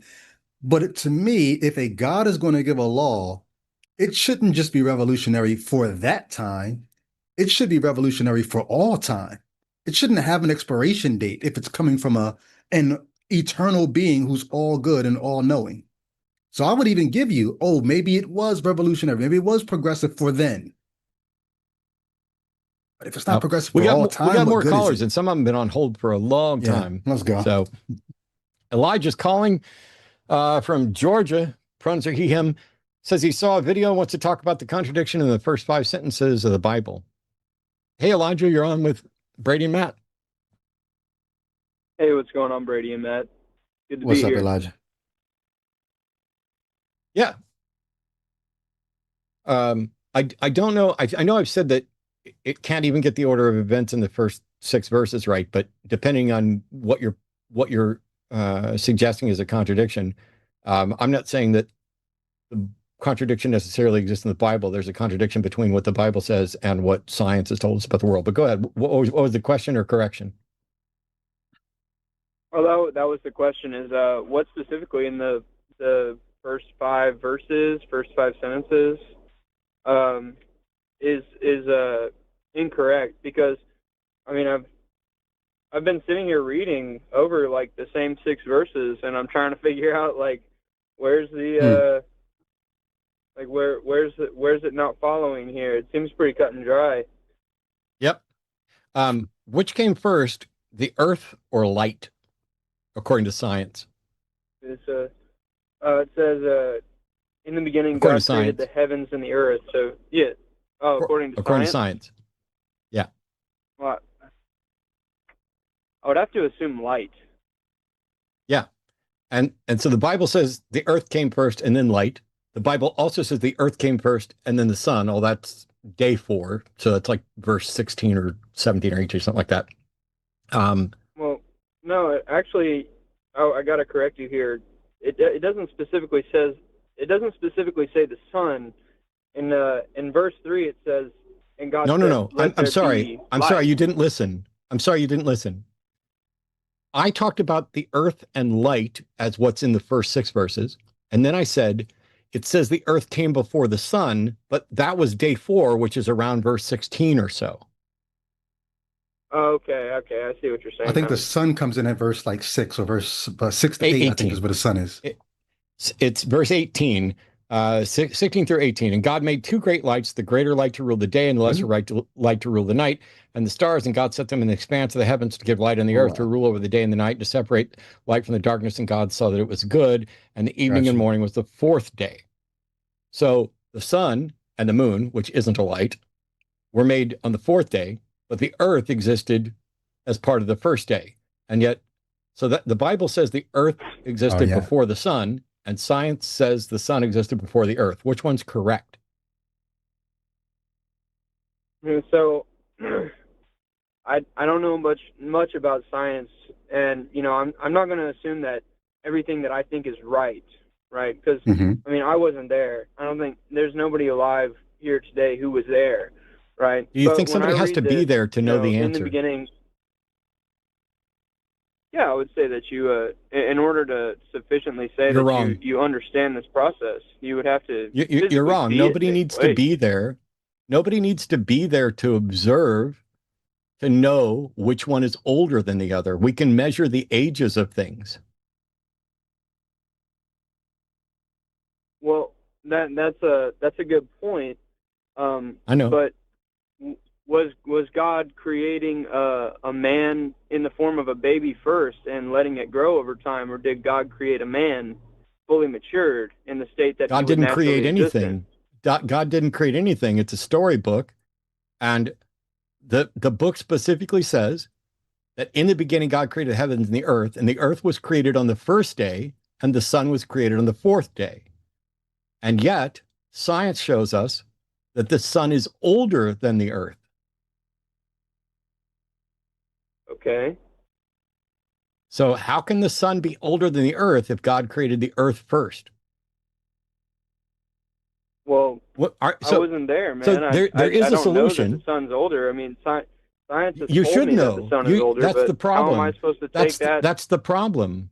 That's the problem, Elijah. You should know that the sun is older than the earth because this is a testable, measurable fact of the universe that science knows. It's not even remotely controversial.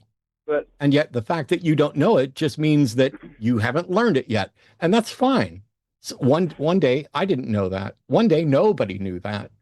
But now we do. The question is, why don't you know that the sun is older than the earth? And yet you're comfortable calling in to suggest that the Bible might be right when you don't know. well, It's a I great was question. asking like what was wrong with the setup here? Like what's wrong with the first 6 verses?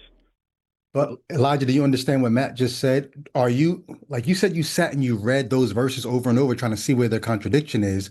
But if you've never studied or are curious enough to look into cosmology and know the things that we can now know about our world, are you equipped Yeah, to I'm know actually where the very contradictions might curious be? Okay. I'm curious in Well, here- astronomy and for the most part astrology. Cosmology, Astrology is I don't really care for makeup. Elijah, astrology is bullshit. Astronomy is science. And so, according to the Bible, Yeah. the order of events, and I'm not going to go through all of it, but you specifically wanted to hit like the first 6 verses. So that would be, according to the Bible, a beginning, earth, light, and according to science, Guidome. it's beginning, light, sun, and then earth. And so the Bible gets the earth before light, which is wrong, and the earth before sun, which is wrong. That's down to verse 18. If we want to limit it to just the first 6 verses, then the earth before light is the only thing that matters. Astrology is the bullshit notion that the position of astronomical things has some impact on your life. And I can debunk astrology with one word: twins.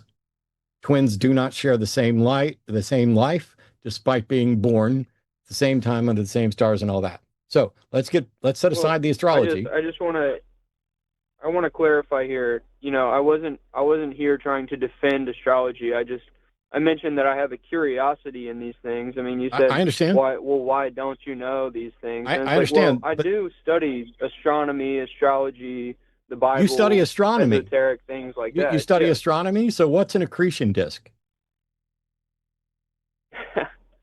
Well, I can't tell you right off the top of my head what an accretion Okay. disk is. So have you But studied I'm how interested stars in the form? facets of the world, yeah. Have you studied how stars I form? look at how stars form, yeah. Cool.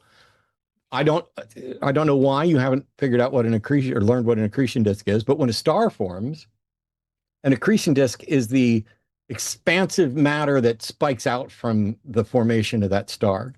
And in solar systems, that matter in the accretion disk, the gravity of those particles over time are what form planets. And that's why the planets orbit stars within a few limited planes, because that's the plane of the explosion's probably not the right word. Dr. Blitz would be better for that, but you could view it as potentially like an explosion. And so what we observe in the formation of solar systems other than ours, pretty much all of them, is that when we can detect planets and stuff, the supposition is that they're from this accretion disk. Now, what we do know is that the sun is older than the earth. This is straightforward. We know the age of the universe at about 13.7 billion years. We know the age of the sun. We know the age of the earth, and the earth is younger. Why would the Bible say that the earth is older than the sun or light if that's false? Well, I would like to get into it, and I mean, I was going to. Like, I think that in the first verse, when it says, in the beginning, God created the heavens and the earth, there's kind of a clear divide there. It's saying, like, here's heaven, which is outside of our reality, and here is the earth, which would be inside our reality. And then it goes on to explain all the things being created inside that reality. So it's kind of like I'm setting sorry. the stage. It's saying, like, I'm sorry. What question do you think I was asking? I'm sorry. So, as somebody who studied this, both the science and the Bible, the only issue here is which actually came first, the earth or the sun? Which actually came first, I don't the know. earth or light? There. Okay, Elijah, Yeah. are you saying the only way to know whether light came before the earth or earth came before the light was to actually be there? I mean, yeah, that would be pretty helpful. Because, I mean, I haven't seen Oh, the I would process agree. myself. I would agree. know how I would planets agree are that it would created. be helpful. I don't know why, Elijah. I don't know why you won't answer the question that I asked you. I didn't ask you if it would be helpful. I asked you if you thought that was the only way that we could know. Well, I'm not really aware of any other way that you could, like, know something like that. Like, Then you're not like, studying astronomy. Then you're not studying the things that you said you were studying. How old is the universe? Well, you said it was something like 3.1 something billion or something like that? No, I said it was 13.7 billion. You can't even remember what I said a few minutes ago. 13. And the sun, yeah, 13.7-ish. And the sun is about 4.6 billion. And the earth is about 4.5 billion. Do you think those numbers are wrong? I mean, I kind of think that science uses a lot of big numbers a lot of the time, and, like, nobody really knows if that's the case or not. We just kind of go off of what science has told us for the most part. I'm sorry, Elijah. To just believe everything that like a guy said. Elijah, science doesn't just throw out a bunch of big numbers and go for it. Doesn't go just based on what somebody said. I asked you, do you think those numbers are wrong? Well, I don't. I just simply don't believe that those numbers are, like, accurate. Like, how could you know something like that? What is your how old the universe I'm is? sorry that you're stupid and when it comes to how we know stuff, but you don't have to be. You're not a stupid person. You are smart enough to make shit up when you're under fire right now, and that takes some smarts. But you are being willfully stupid and refusing to answer the question. You don't understand. So your thing is, Elijah does not understand how science can know the age of the universe. Have you bothered to look at how science can know the age of the universe? No, you haven't. I've looked into carbon dating before. I've looked into different Elijah, dating stop methods talking. and how Elijah, people stop talking. Elijah, you're going to bust my zen and you really shouldn't. Carbon dating is only good for how many... Listen to me. Carbon dating is only useful for what time span? I don't know that right off the top of my head. You should if you've looked into carbon dating. Carbon dating is good to about 50,000 years. You can't use carbon dating to determine the age of the universe.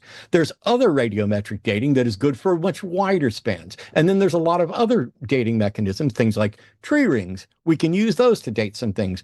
Ice cores, we can use those things. There's different radiometric datings. Then there are broader dating mechanisms. And the nice thing is that these things overlap and we can use them to verify the reliability of each other in the areas where they overlap. So when I ask you, do you know how science can determine the age of the universe? And you say no, and I say it's because you haven't looked into it, and you say, well, I looked into carbon dating. All you're doing, and I'm not trying to be a dick. The second you said, I've looked into carbon dating, told everybody who has the slightest clue about dating the universe that the answer to the question of whether you've looked into this is no. It's not your fault. Our education system is broken. and we are not inspiring curiosity, and we are not inspiring knowledge, and we are not doing anything good to educate people. So And it's not religion's not your fault helping. that you don't understand this, but it is your fault if you continue to not understand this. And even if you don't ever want to understand it, you will have no justification for claiming that the Bible is correct and science is wrong. And you will look like a goober every time you try to do that, because the people who actually study this and understand how to date things know that the Bible is wrong about which came first. And it's only the clueless, whether willfully clueless or independently of no guilt clueless, that think it could possibly be right. We've learned so much. And the fact that you keep going back to I wasn't there, you don't have to be there.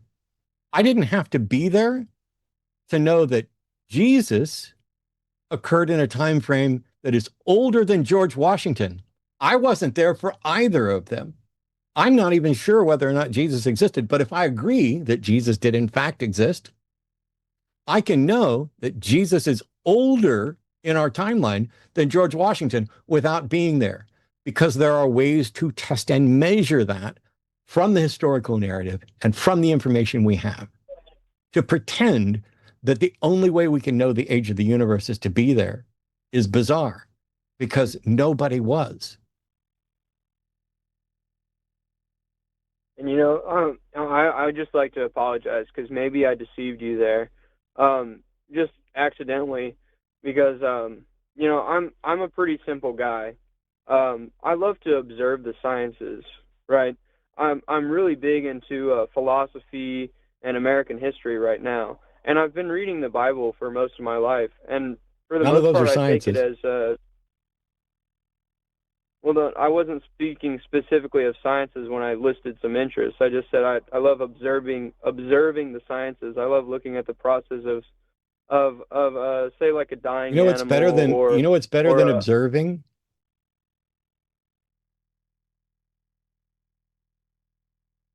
What's that? Learning. Scrolling on your phone isn't learning. Watching TV isn't learning. Observing the sciences isn't learning. Observing it's not learning. I was not talking about that. I didn't say that you were talking about that. I'm saying that what's better than observing is learning.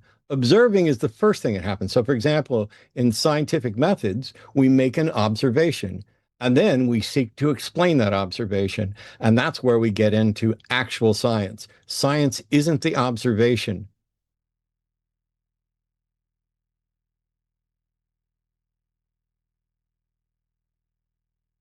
I would recommend, if you care, you should at least go look into how can we know the ages of things. I'll add on top of that, Elijah, that, and maybe you know this, very many Christians have long since let go, and some never had, a literal understanding of Genesis 1 through 11. So they would read Genesis 1, and they would not try to say, oh, this must match reality, or this must be the way it happened. God can't lie. Science must be lying. They look at it, and they see that this is literary. This could be metaphorical. This could be polemic. There's all kinds of ways to understand Genesis 1, still get good theology out of it, but not have to stress it for its literalness. Because then when you run into things like human evolution from common descent with the great apes, or what Matt is talking about with light and the sun coming before the earth, if you're not so married to a literal interpretation of Genesis 1, you don't have the problems that you're going to run into if you do take what Matt is saying and begin to do some research.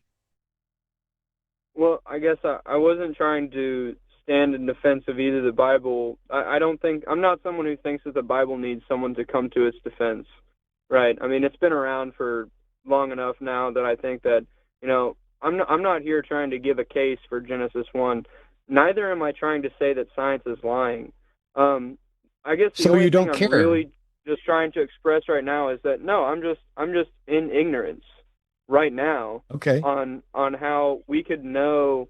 And I know that, like, you have the light coming from different stars, and you can look at a distant star and you can say, okay, the light that we're observing with the naked eye is not the same light that's being projected from that star right now, that it takes some time to get here. That's why you have like concepts like the light year, you know, and I'm aware of these different ideas, but for someone like me, I'm not willing to just take that as evidence in and of itself. Like, do you believe in God? I'm not going to. Do you believe in God? I believe in God, yeah. Have you ever seen God? No.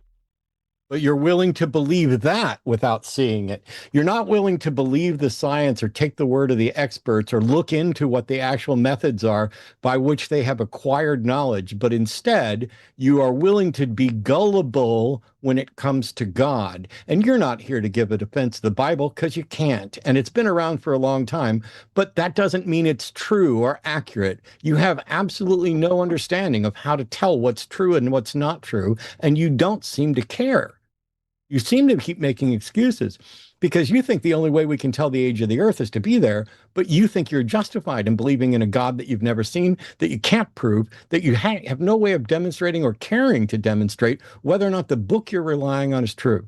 How much of the Bible is accurate? Well, I couldn't tell you that, but in the same way, it's if you can't tell me how much of the Bible is accurate, hang on. If you can't tell me how much of the Bible is accurate, can you tell me any one thing in the Bible that is accurate? Well, no, not right now, but I'm trying to. Then why do you believe in a God? Then why do you believe in a God? Yeah, that's what I was getting to. Is you said I was being gullible in the idea of a God. Correct. For thousands of years, people have believed in a God, and correct. We're not talking about people. We're talking about you. If I remove myself from outside influences, if I drop myself in an isolated place, and I am unaware of any kind of social or you know, like cultural norms, and I'm simply observing the universe, my first observation is that I am in a place. And when I'm in a place, I must be there for some reason, and I'm alive. No, that's not true. Life is extremely rare and that's temporary. not true, Elijah. Now, that's to not be true. in a place and to be alive. That's not true. That's not true. You are inferring something that is not true. If you find yourself in a place, you don't know why you're there, or if you were intended to be there, or whether you were created by a being, or how you came to be, or if there's a meaning or purpose. You are inferring something that you cannot justify. So why do you believe in God? I'm not willing to take the idea of God off the table of things because that's not what I asked either. Really what question do you think I asked you? You said you know, like, you don't have to be in a place or to live an experience. That doesn't mean that it necessarily has reason. What question do you think I asked you? Can you see the screen right now? No, I'm just on my phone right now. Okay, well, I'll take it off. The question I asked was, why do you believe in God? And the answer to that doesn't begin with, I'm not willing to take it off the table, or if I'm out in the world, I find myself in a place I feel like I have a purpose. The question is, why do you believe in a God? And by the way, which God? Oh, I believe in the God of the Bible specifically. Why? You have no... So you're convinced the God of the Bible is real, but you can't tell me one thing in the Bible that's true. No, I already said that. I'm not here to defend the Bible. I was just asking you about the contradictions that you claimed in the first 6 verses. You're not here anymore at all, Elijah, because the whole purpose of this is for people to provide the defense for what they believe. Are you familiar with 1 Peter 3:15? Yeah, I can look it up right now if you'd like. I don't need you to look it up. You should have it memorized. 1 Peter 3:15 says for you to be prepared at all times to offer the reason for the faith that's within you. Oh, okay. Are you prepared to offer a defense for the faith that's within you? Yeah, I have lived experience. That's not what I asked. You said you're not here to offer a defense of the Bible, and the Bible is the reason for the faith that you have. You picked the God of the Bible, so you're not ready to offer a defense for the faith that you have within you. Well, yeah, I'm not a person that thinks that the Bible needs any defending. I take it literally.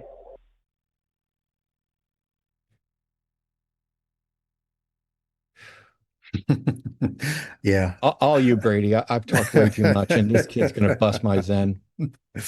Uh, there's a question that typically gets asked here, and I like the question because I think it gets right to the heart of the matter. Do you care whether or not what you believe is true, Elijah?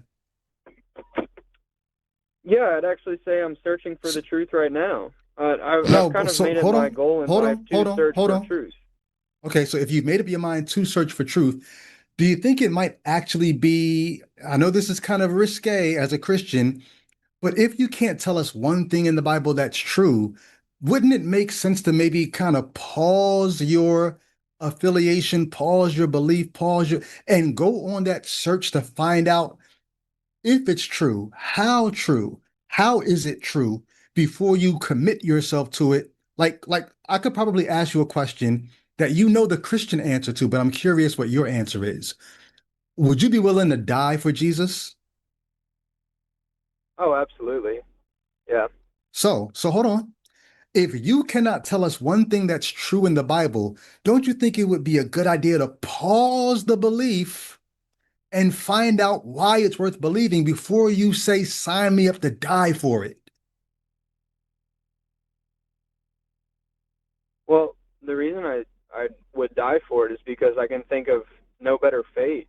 You know, like I've actually fantasized a couple of times. I say fantasized, but just about like Oh my what kind of gosh. position I would have to be in for something like that to happen, and would I hold true to my values? And right now, I feel like the answer is yes. Like I would die on that hill.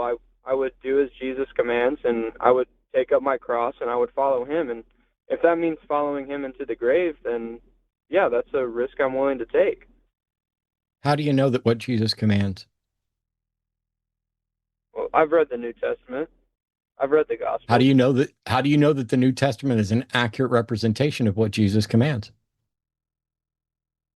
Well, in the same way that I don't know that the bust of Marcus Aurelius is an actual portrayal of Marcus Aurelius, or if the sculptor was taking artistic liberty. I don't know for Elijah, sure Elijah, that Jesus Elijah, That's Christ is literally the Elijah, exactly as opposite of an described. answer to my question. Elijah, This are is you willing to embarrassing die as for Marcus fuck. Aurelius? No, no, Marcus So then it Aurelius doesn't wouldn't want matter. someone to It, die it for then him. it well, hold on. It doesn't matter whether or not you know the bust of Marcus Aurelius looks like him because you're not giving your life for that. You're giving your life for this. That's what we're asking you about. Yeah.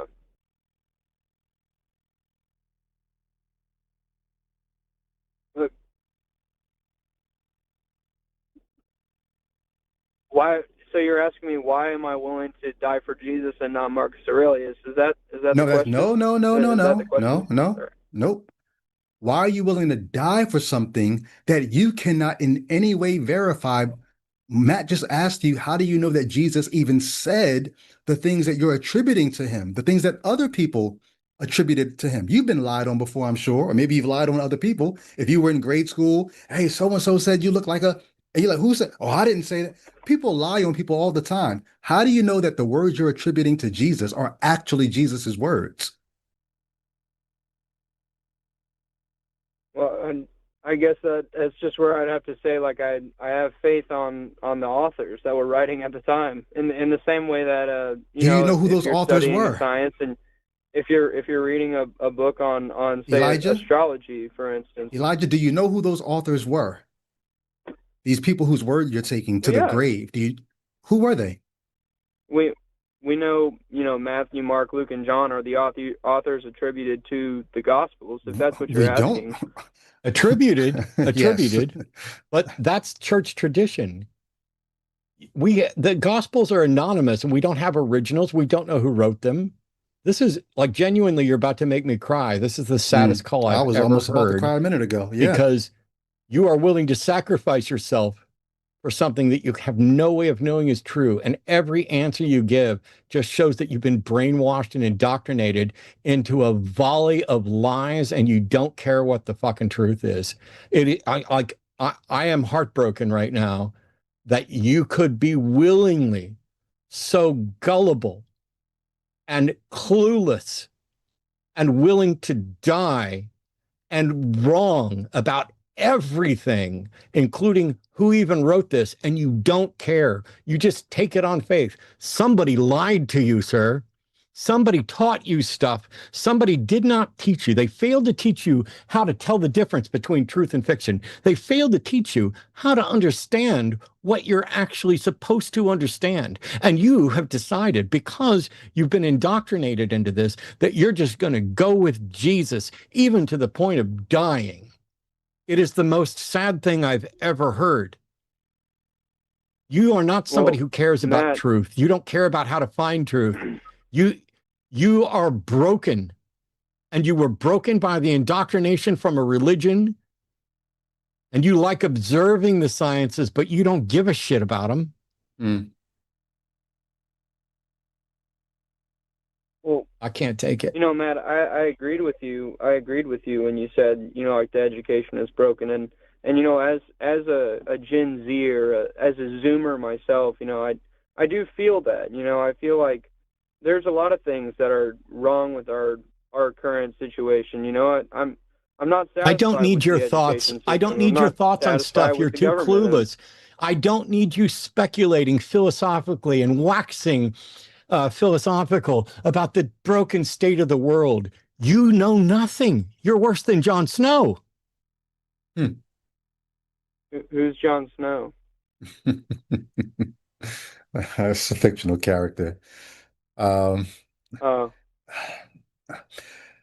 Elijah, I really hope that you get a chance to go back and listen to this call, not to see how poorly you did or anything like that, but there's several things that have been said that if you spent just a little bit of time on them, it would help you in your quest for truth, and it would help you get to the point where you would actually be able to call it a quest, because right now I don't think it's a quest. Right now I think it's you have something that you think is true, and you want the world to conform to that. That's not a quest. Well, no, not at all. No, I'm not asking the world to conform. I'm actually saying that, you know, I'm actually kind of this end of the worlder. I'm thinking, you know, if you really want to search for truth, you have to find it outside of the world itself. That's the stupidest fucking thing you've said the whole call. Well, I just don't really think that I'm not calling for the world to conform to me. I'm saying I'm setting aside this idea of the world, and I'm searching for truth outside of it. Search for truth outside of the Bible. Is there truth in this world? I believe that you can find some truth in this world, yeah. Where else can you find? What else is there other than this world? I'm not sure. So we know that this reality, this world exists, and there's truth within it to be found. And you're not sure what's outside of this world, but you think in order to find truth, you must look for it outside of this world. Do you not see how absolutely absurd that is? Well, I understand where you're coming from. Do you see how absurd that is? Do you see how absurd that is? I get it. Then why the fuck would you think it even after I've pointed it out? Because there's bad things in the world. I mean, you like the example earlier. You have the lying school child. Elijah. You have Elijah. war. You Elijah. have politics. Elijah. You have Elijah. I'm going to ask you for a favor, please. If this is one big long prank call, please just tell me. I'll forgive you. I'll move on, because that would be great. Serious. Because you are about to make me give up on reality. So if this is just a big prank call, let's just have a laugh and call it a day. Because if this is real, I don't think I can handle reality knowing people like you are out there. Matt, I don't know how to express how real I'm being with you right now. I'm sitting outside of a gas station because there's no cell phone service at my house. I've waited on this line for an hour to speak with you. And I'm I'm being as genuine as I can. I'm trying to answer your questions as honestly as I know how. I really am. I'm trying here. I'm really trying. I've been watching Do your you show not for a see? while. You come up Do on you my not feed every see? now and then, and I watch your videos. You said you think in order to find truth, you must look outside this world. And then you acknowledged that Yes. there's some truth in this world. As far as I can tell, there's the only place where there's truth is in the world. And I asked you where outside of this world you could find truth. And you're like, I don't know. Outside of reality, is there anything? How do you know there's anything other than reality? I just have to assume that when we die, that we figure out what the truth is. And I'm just trying to do the best that I can right now You won't. to learn as much of it as I can. You won't. When you're dead, you're dead. It's over. You're not going to find out anything when you're dead. I understand your position. It's But not my there's position. something in me that This is just the most says rock that- solid position out there. There is no reason to think that anything that is you will survive your death. There is no evidence for it, and there's mountains of evidence against it. Everything that we would identify as a conscious factor that people like to attribute to a soul is a functionally identifiable part of a brain. And if you actually look into science and cared about truth within reality, you'd find that out. That everything about your personality, your likes, your preferences, your desires, your wishes, your hopes, your dreams, all of that is a malleable function of your brain. With the right physical interaction with your physical brain, we can reset everything about you, your personality, everything about your desires, and everything about that goes away when you die. If you're sitting around waiting until after death to give a flying fuck about truth, you are throwing away the only chance at truth you have. No, Matt, I'm not saying that I'm waiting around for death. That's what I'm saying is I'm trying to find what little truth there is in the world right now. No, you're not. No, you're not. I personally believe that No, you're not. Once you're dead, that you figure out, if what you're saying is true, if what you're saying is there's nothing, then I'll figure that out. If what I believe is that there's something else, if there's something more than what this is, if there's a bigger picture, I'll figure that out too. No, you won't. But I'm just trying to figure out No, you in won't. the moment, like what You're never going that to little figure tidbit anything is. out. I'm convinced, Elijah, you're stuck, and you've managed to lie to yourself to where you are never going to figure anything out unless you break out of this mindset right fucking now. You know, all those times when Christians will say, if you died tonight, do you know where you'd spend eternity? No. If No, you I die don't. right now, you will have thrown away every opportunity you've ever had to find out what is real.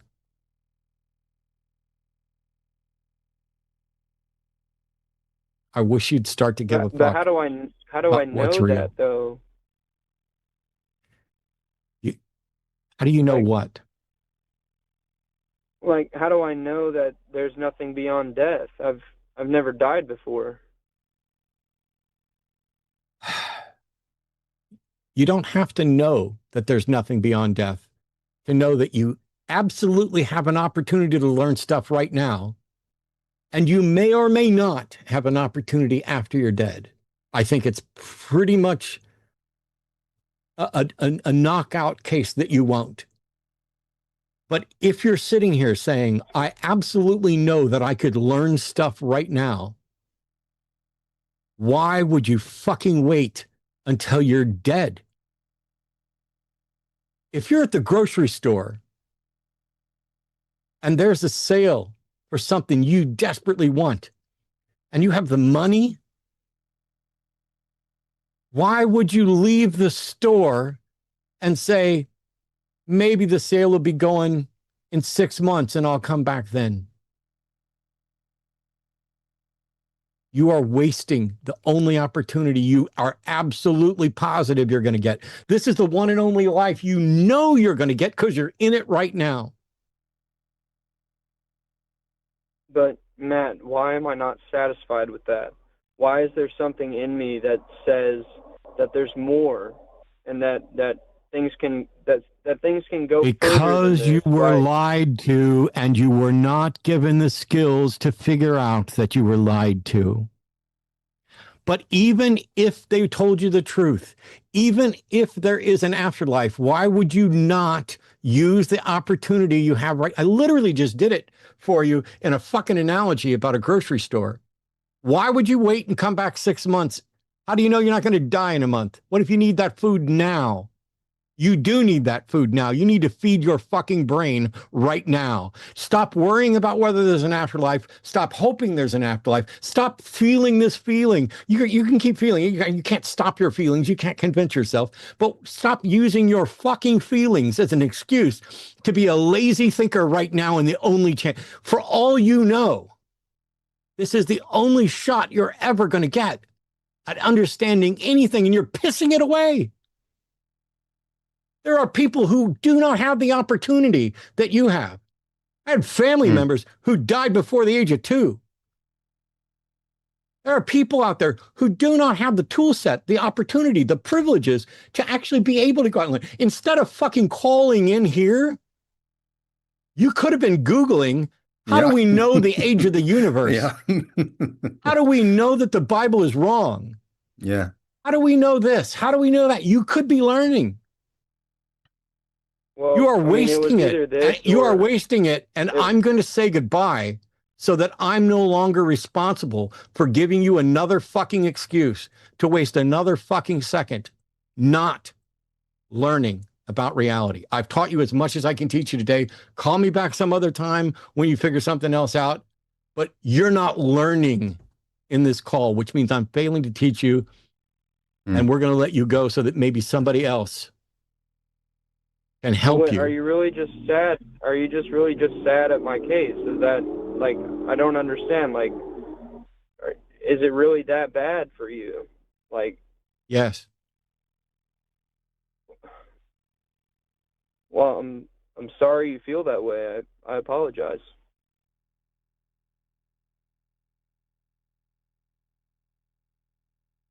One thing I will say, Elijah, when I left Christianity, I was a Christian for 25, 30 years. I was a world traveling Christian rap artist, minister, all this stuff. But one of the things that happened when I left Christianity was the world actually opened up to me. Because when I was a Christian, there were certain things I just couldn't know. I could learn, but I couldn't accept it because the Bible disagrees. When I let go of what the Bible says, the world became literally my oyster, well, figuratively, my oyster. I could study anything and I could consider. Doesn't mean I have to accept everything I hear, because I became much more critical of everything as well. But if it passed the smell test, I didn't have to throw it away because, well, it's not in the Bible.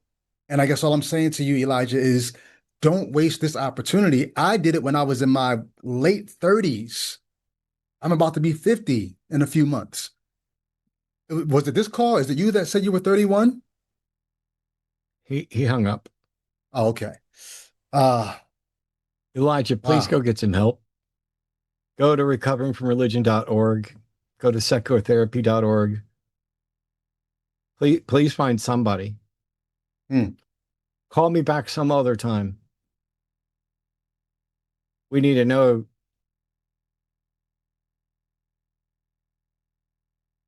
Wow. I need to know if you're going to be okay, because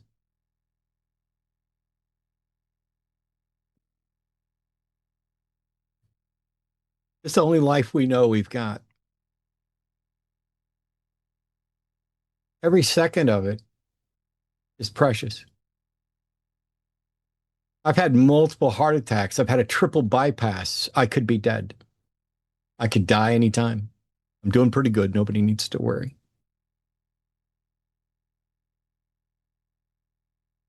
You're 22. And the reason I think you have this feeling inside that there's something more is because somebody put that idea into your head, and it is appealing. It is so appealing to think you're going to live forever, that there's some magic person who knows all the answers and is going to give them to you, and they love you even when nobody else does. Mm. Those are appealing things, and that's why religions thrive. Yep. They take the frailty of the human condition and the uncertainty in our minds and the fears that we have, and they amplify them and they fucking add to them. They add in a fear of eternal damnation, not just that it's going to end, but that you might suffer forever.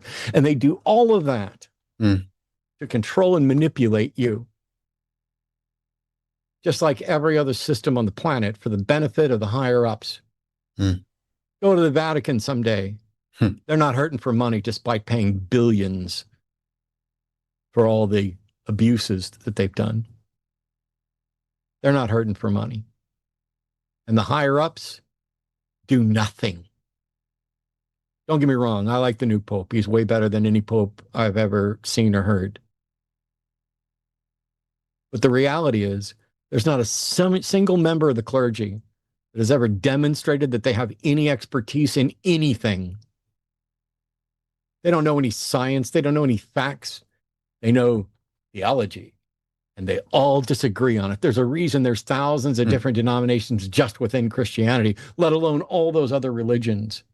It's because somebody can make a buck and somebody can feel better because a comforting lie and a Dumbo's magic feather will make you feel better about life. It's going to end. Nobody cares about me today. I don't know the answer. I don't have the time. I'm genuinely, Elijah, if you were sincere and you were calling in need,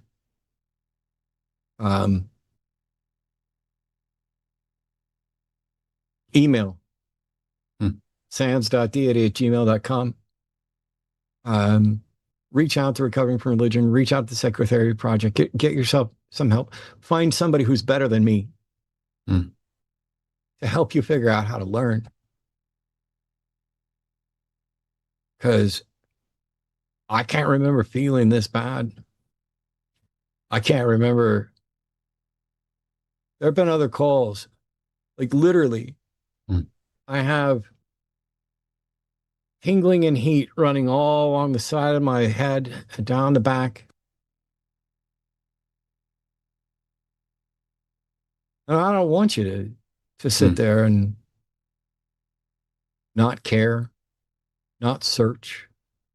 Shouldn't feel bad about yourself. You have the opportunity, and it's up to you what to do with it. You can piss it away. You can ignore it and hope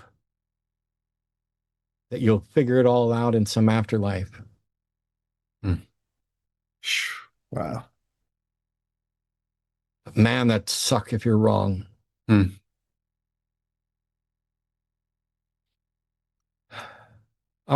There's a couple calls left, and we're going to read Super Chats after these calls. Before I get on to the other calls, I don't know, probably the wrong time to ask Arden if she's got the schedule and any announcements, but I can say that tomorrow will be the Transatlantic Call-In Show at 1 p.m. Arden, you know who's hosting?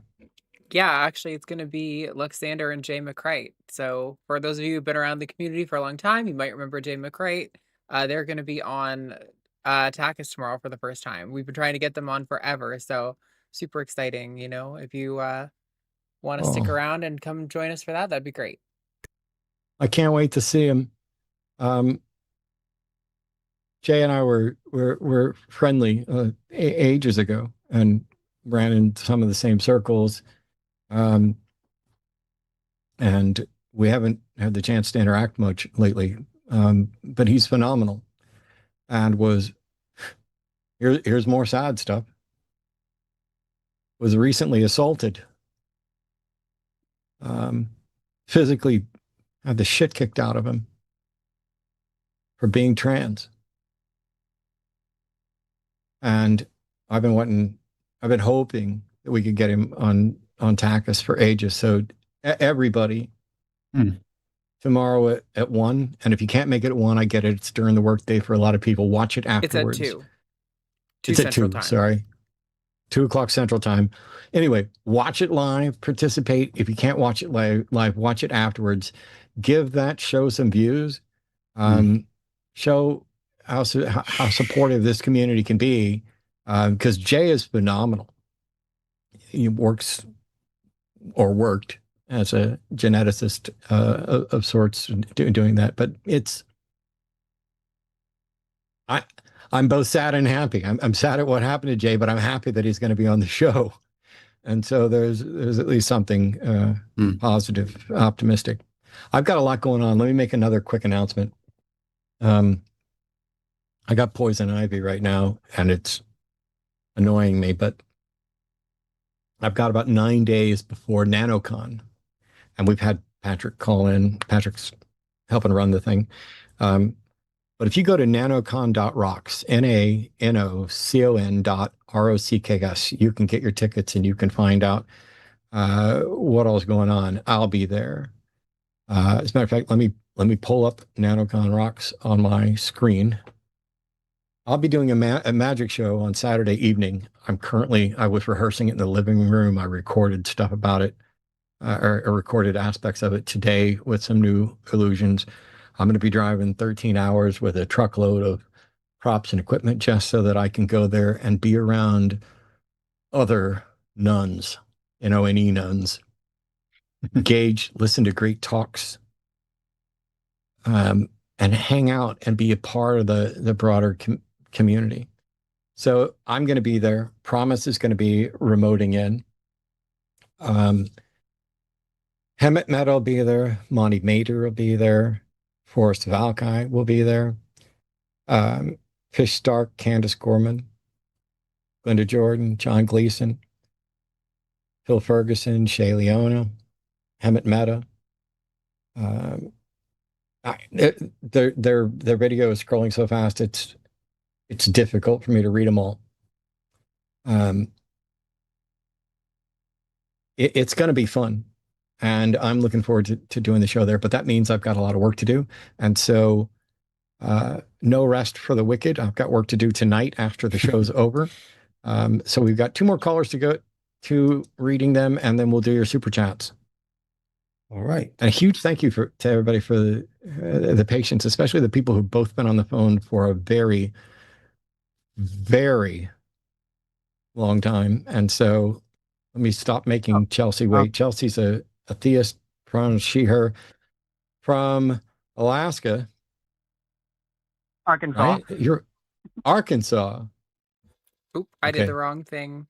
They put AK instead of AR, but it's all right. From Arkansas. Well, that's good because, I'm from Missouri, went to Lake Windermere, Lake of the Ozarks, Windermere Baptist Camp and stuff like that.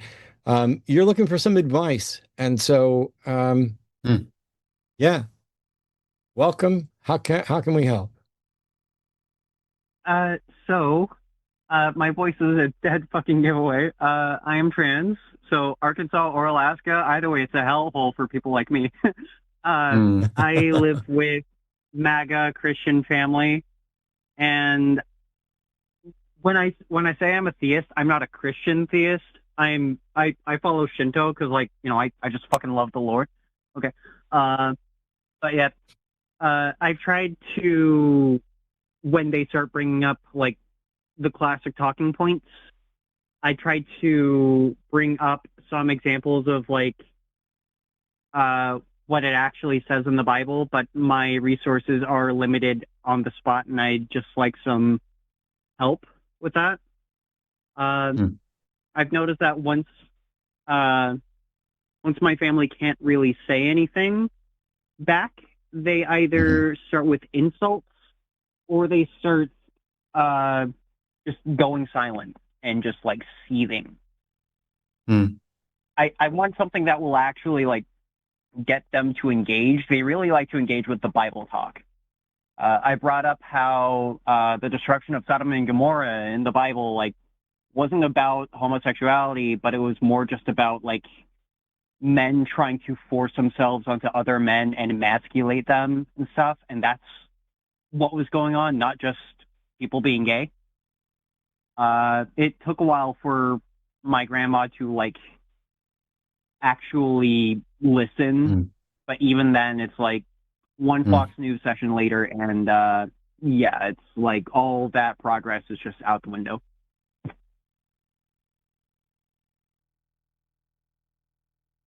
Why does it matter what the Bible says Sodom and Gomorrah is about?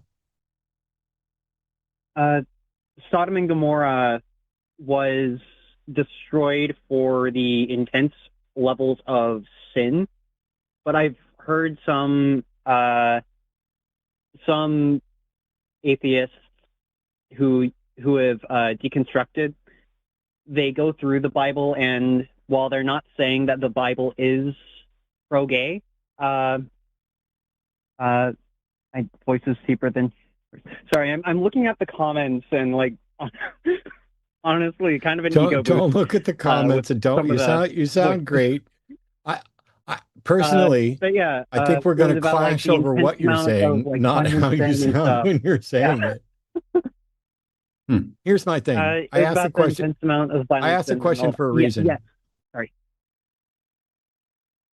Nobody should give a fuck what the Bible says about Sodom and Gomorrah or why they say it happened. First of all, we have no reason to think it actually did happen.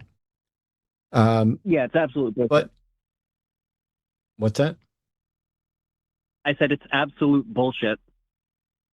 Yeah, but also, as long as the Bible says if a man lies with another man as he lies with a woman, they've committed an abomination or deserving of death. It doesn't matter what Sodom and Gomorrah was about. There's a verse there expressly condemning homosexuality between men. It's a little looser when it comes to women. From the 40s. It's not a rewrite from the 40s, but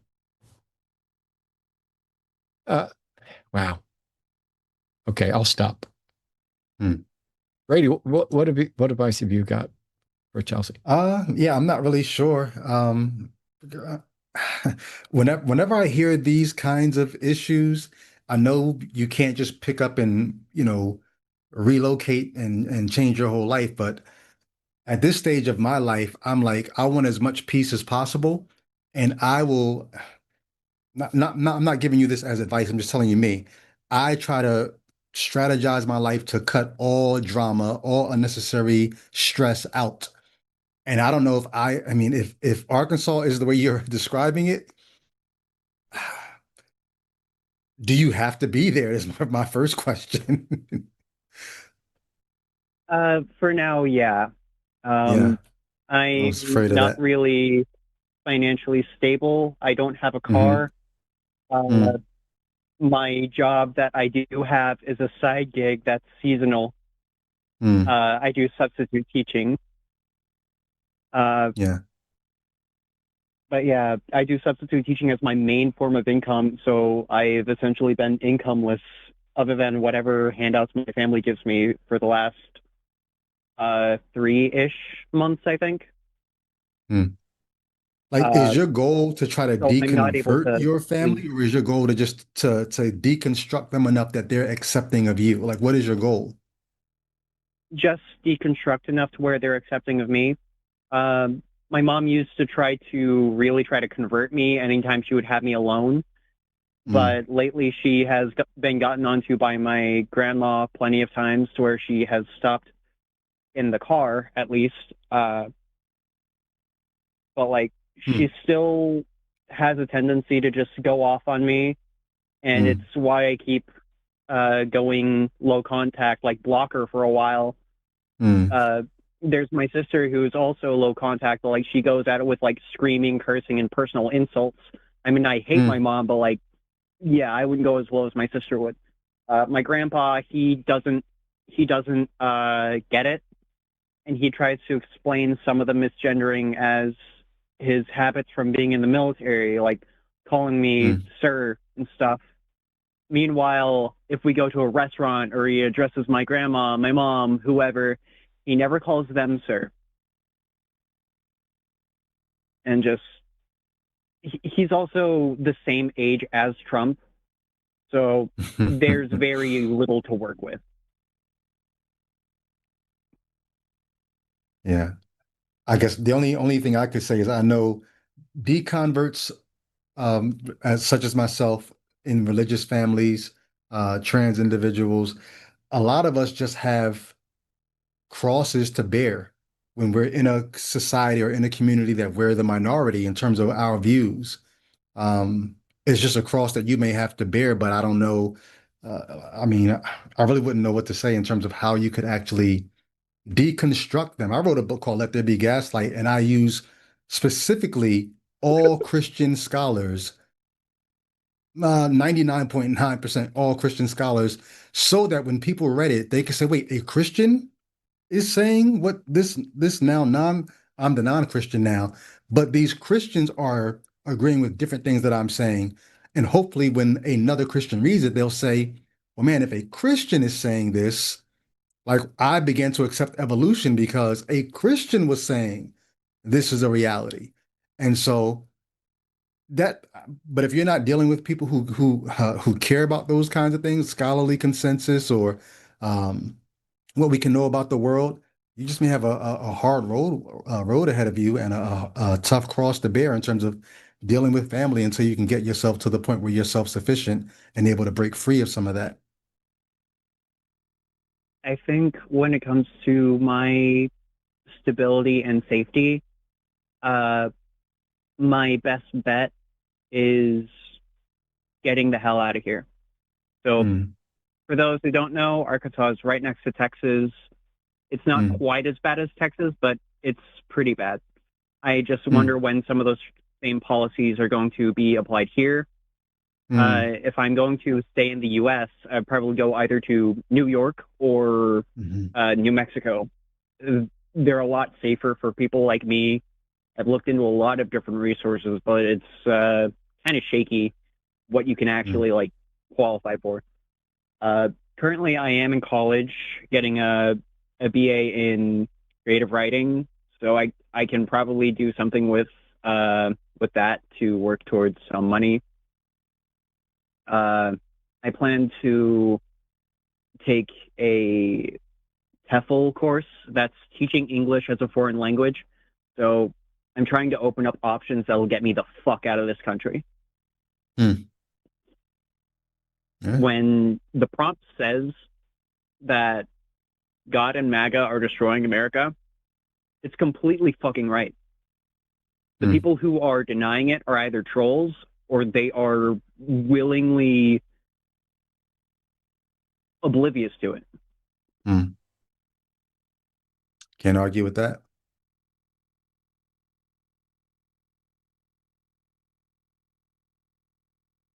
Sorry if I'm like, if I have like gaps in my speaking. I'm also eating some food that just came.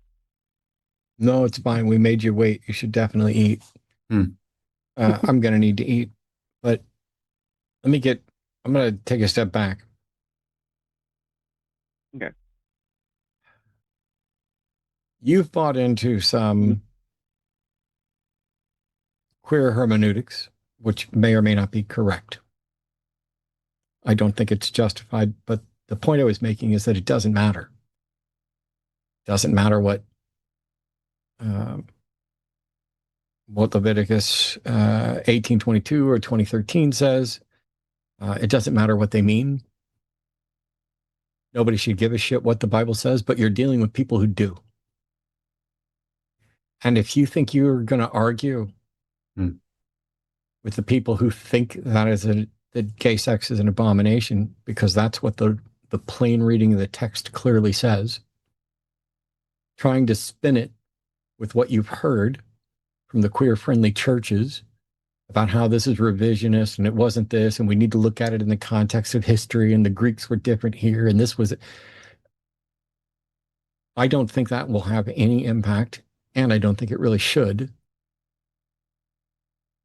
At the end of the day, the only thing that matters is, do they care about you? Are they going to accept you for who you are?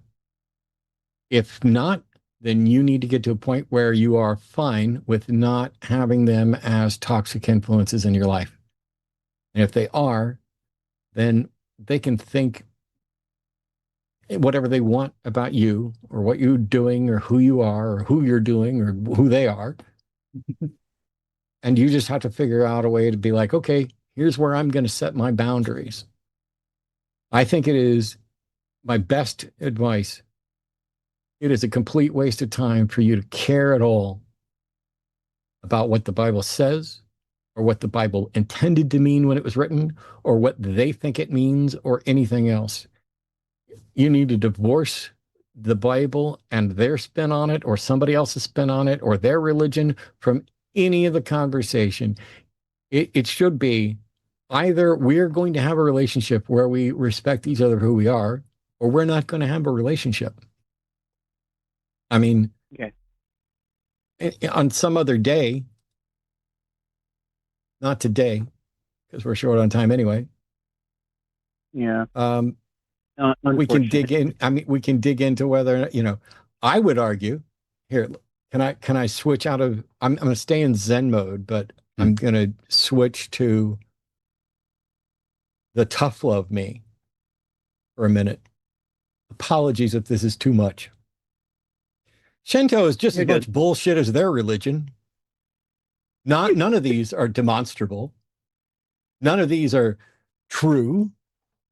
And everybody who's buying into all of these is in some way sacrificing sound epistemology, engaging in fallacies, wishful thinking, hoping, oh, this is what I like. You even started off by saying you basically like the lore.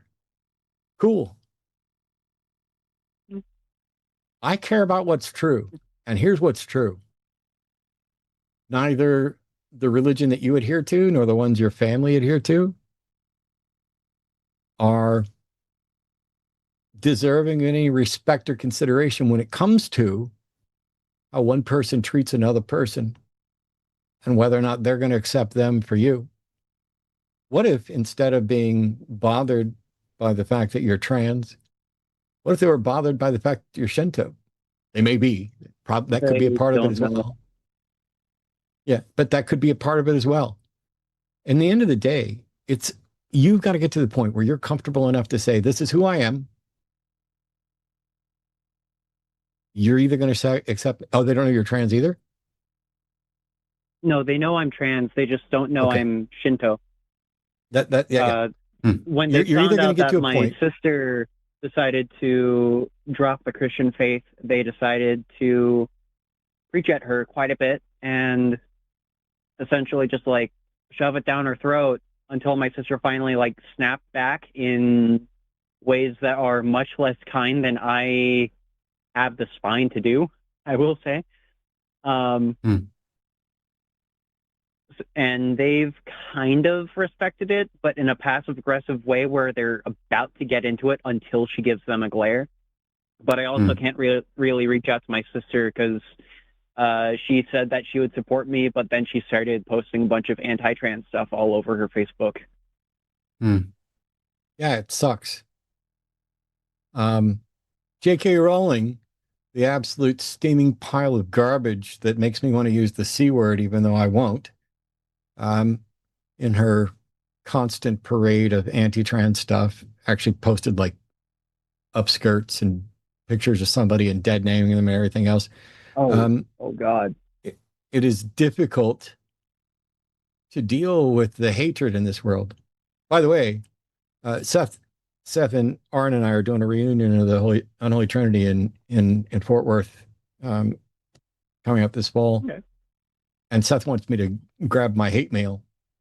You know that 90% of my hate mail is just anti-trans stuff? I'm not even trans. I just... It's almost like they think about dick more than we do. It's really weird. I appreciate you calling, and you're going to have to figure out how to talk to them about not just set boundaries, but how to talk to them about boundaries, about, hey, what you're doing, I know you mean well. I know you care. I know you're worried about my eternal soul or whatever else, but it's actually hurting me and making my life worse.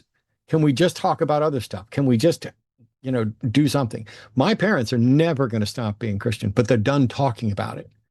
I tried to get them. When you started this call, you were like, I want to, they don't want to talk about the Bible. My parents don't want to talk about this stuff either, because I know it better than they do. And they know enough to know that they're not equipped to have these sorts of conversations. They have their belief. They have admitted they're closed-minded. They're not changing. And so we talk about other stuff. And it will break my heart till the day that I'm dead that we can't talk about important stuff. It needs to be the poison ivy, fixing the car, the air conditioner, whatever. We have to keep our relationship at arm's length and at a surface level, because the stuff that really matters, the stuff that people want to write off as politics, everything is fucking politics. But the people that want to write it off as that, we can't talk about that. And so I will be grieving the loss of people in my life. And I'm just going to warn you, you're probably going to end up grieving the loss of people in your life while they're still alive. And just, you need to start surrounding yourself with the family you want. And I have. And the family I want's down at the end of the hall.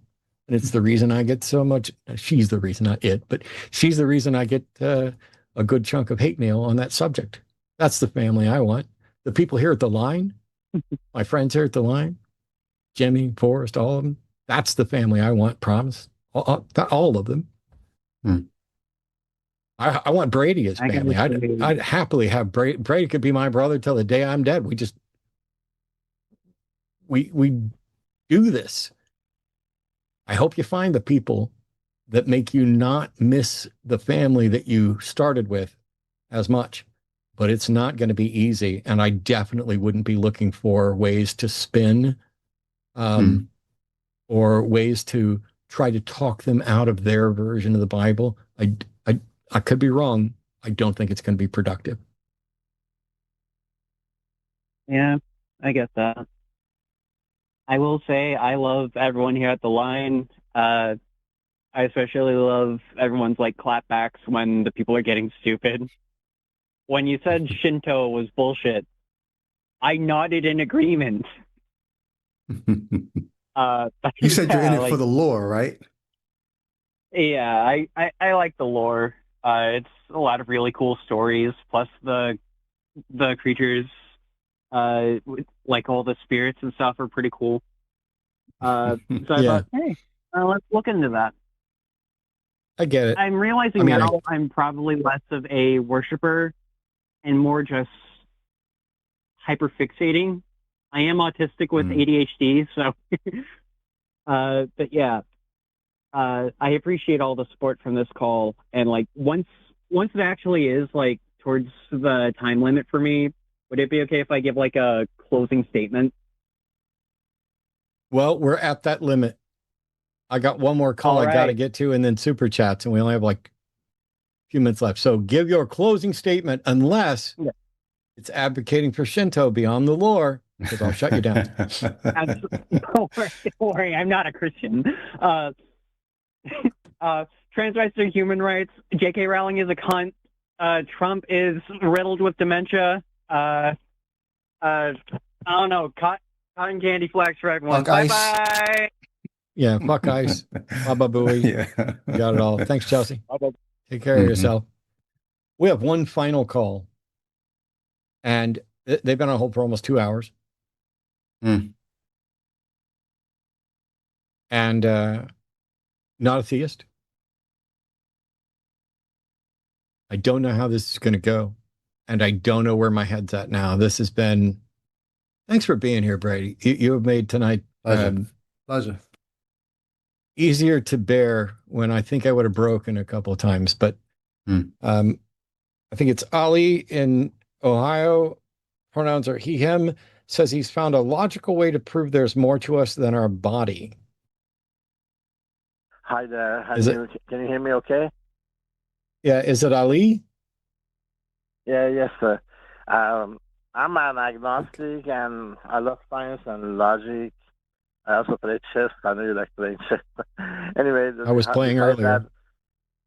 Yeah. I talked to Forrest a few months ago, and I explained to him what had happened to me. He kind of rejected my reasoning. He said this is just a coincidence, which made sense, so I kind of honored that. But since then, I have found a way that kind of changed my mind. I need to ask you to give me just 1 minute so I can explain to you what has happened, that I'm having these ideas. You know how sometimes we sleep and we dream, And then when you dream and you're in a deep sleep, you usually don't know until you wake up, then you realize it's a dream. And then when that happens to you, you kind of like wake up, then you know it was a dream. And then if you ever go to a dream and you become self-aware of yourself, like you find out that you are in a dream, then things will change a lot, because then you can do things that you normally cannot do. And this happened to me a long time ago, and when that happened to me, I was able to look at the time, and then when I woke up, I looked at the clock, and it was exactly the same time. So I was telling Forrest, and Forrest said, this is just like a coincidence. So basically what I've done is I asked my sister to write a 3 or 4 digit number on a piece of paper, and we put it on top of a shelf where I cannot see it. And I try to go to sleep and get to the same basically mode, but it took a long time. Every day I tell myself, if I ever go to dream and I become self-aware, I'm going to look up, see if I can read the number. So basically, this happened to me 2 more times after that. And when I was in the dream, I realized I am in the dream.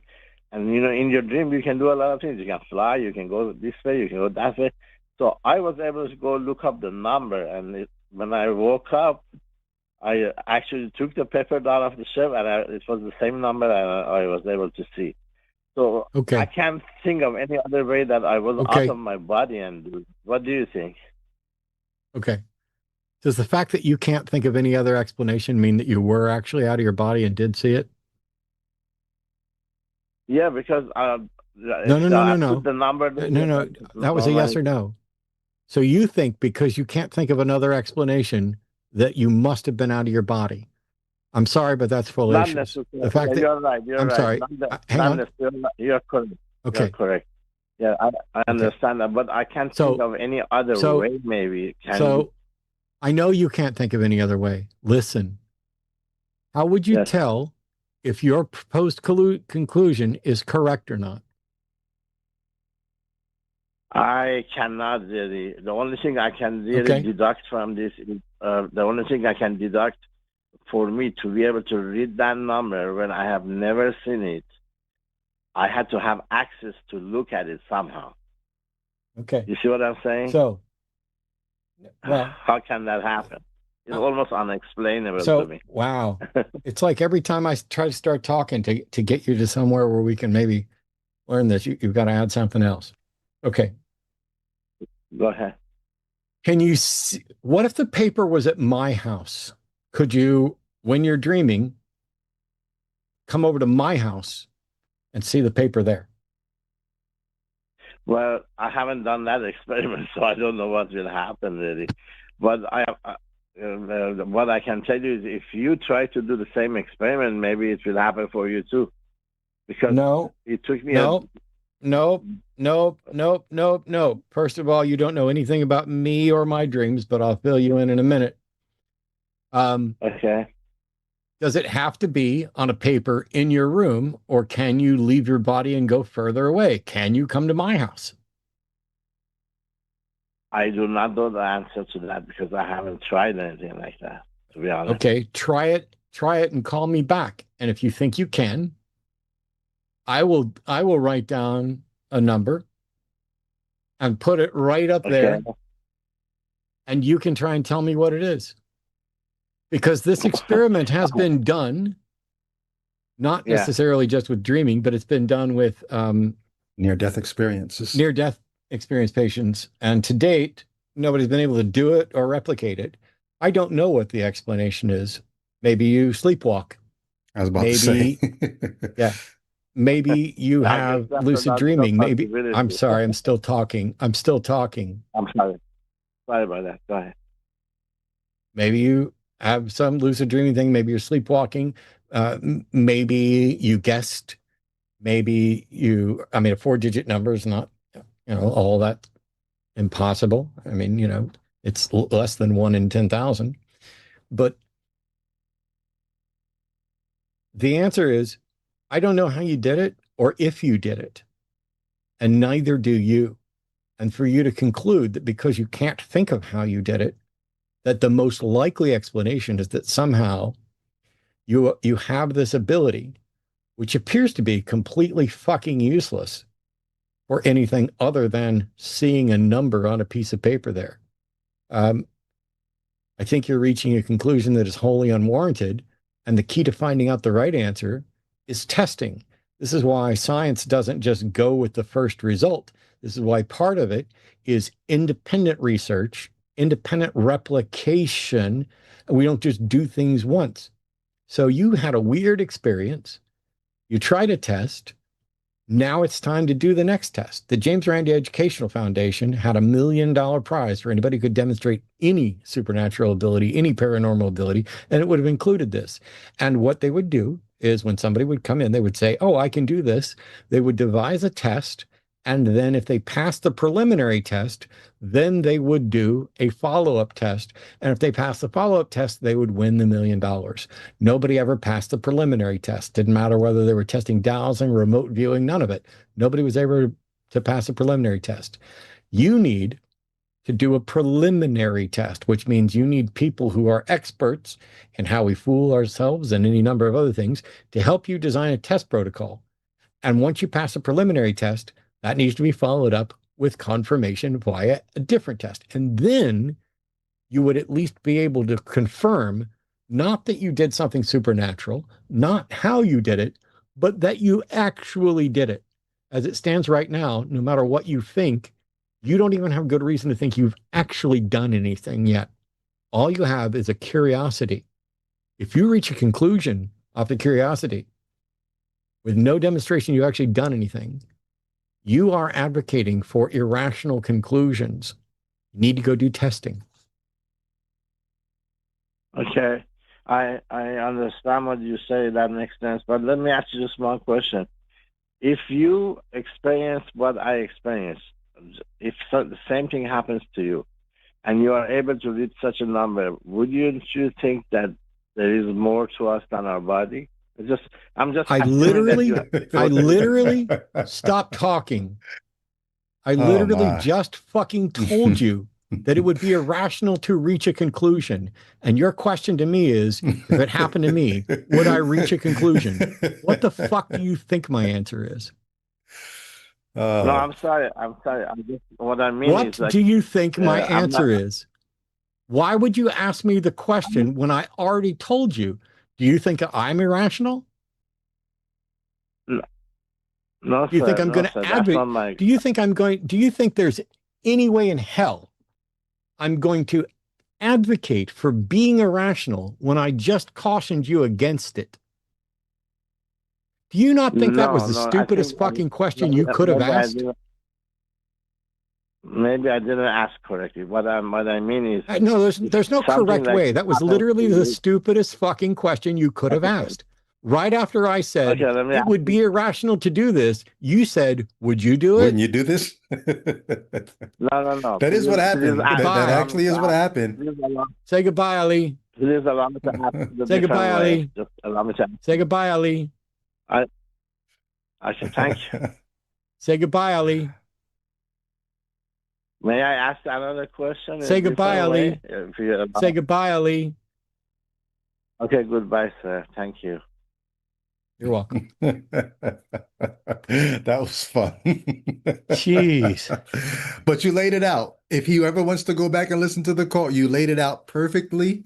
I was going to say you didn't do an experiment. You had an experience. An experiment would have designed a better test. You would have had cameras in your room, somebody watching you sleep to make sure you didn't get up and sleepwalk or something. You design a better experiment before you call it a success. But yeah. It's wild that, I mean, he evidently already asked Forrest, and Forrest is like, it's a coincidence. But hey, at least you went and got a second opinion. That's always good. If you just get a second opinion about what actually happened, rather than getting a second opinion about your weird experience and your interpretation of it. Oh my gosh. Super chat time. It is super chat time. We're going to read all the super chats over $10, and I need to make one quick change to my screen because I was looking up something and I missed all the messages from Arden for the last, I don't know, hour or so. Oh, she took Maple P and got her a lick ball. I am going to say something real quick about dreams and my dreams, because he mentioned that sensation that generally you don't know you're dreaming until you wake up and you're like, oh, that was a dream. But every now and then when you're in a dream, you recognize you're in a dream, and then you can maybe manipulate stuff. I very rarely remember my dreams, even when I wake up, often like right in the middle. Like I'll wake up and it'll be like, I was definitely dreaming, but I couldn't tell you a thing about it most of the time. There are some exceptions. There are a few times where I've had, a nightmare, and it jars me awake, and I'll remember that. On very rare occasions, I'll remember specifics of decent dreams. I had a good dream last night, and the only reason it's funny that we talked about this is I can't remember like the last non-nightmare that I even remember for years. But I remember bits and pieces of one from last night. And I did the thing that I would imagine other people have done, but I'm also weird. So maybe nobody's ever done it. Maybe I'm just the weird one. But I woke up and I was like, no, I don't want to wake up right now. That dream was just about to get good. And I tried to go back to sleep and go back into the dream. And for me, that has worked ages ago, but it didn't work last night.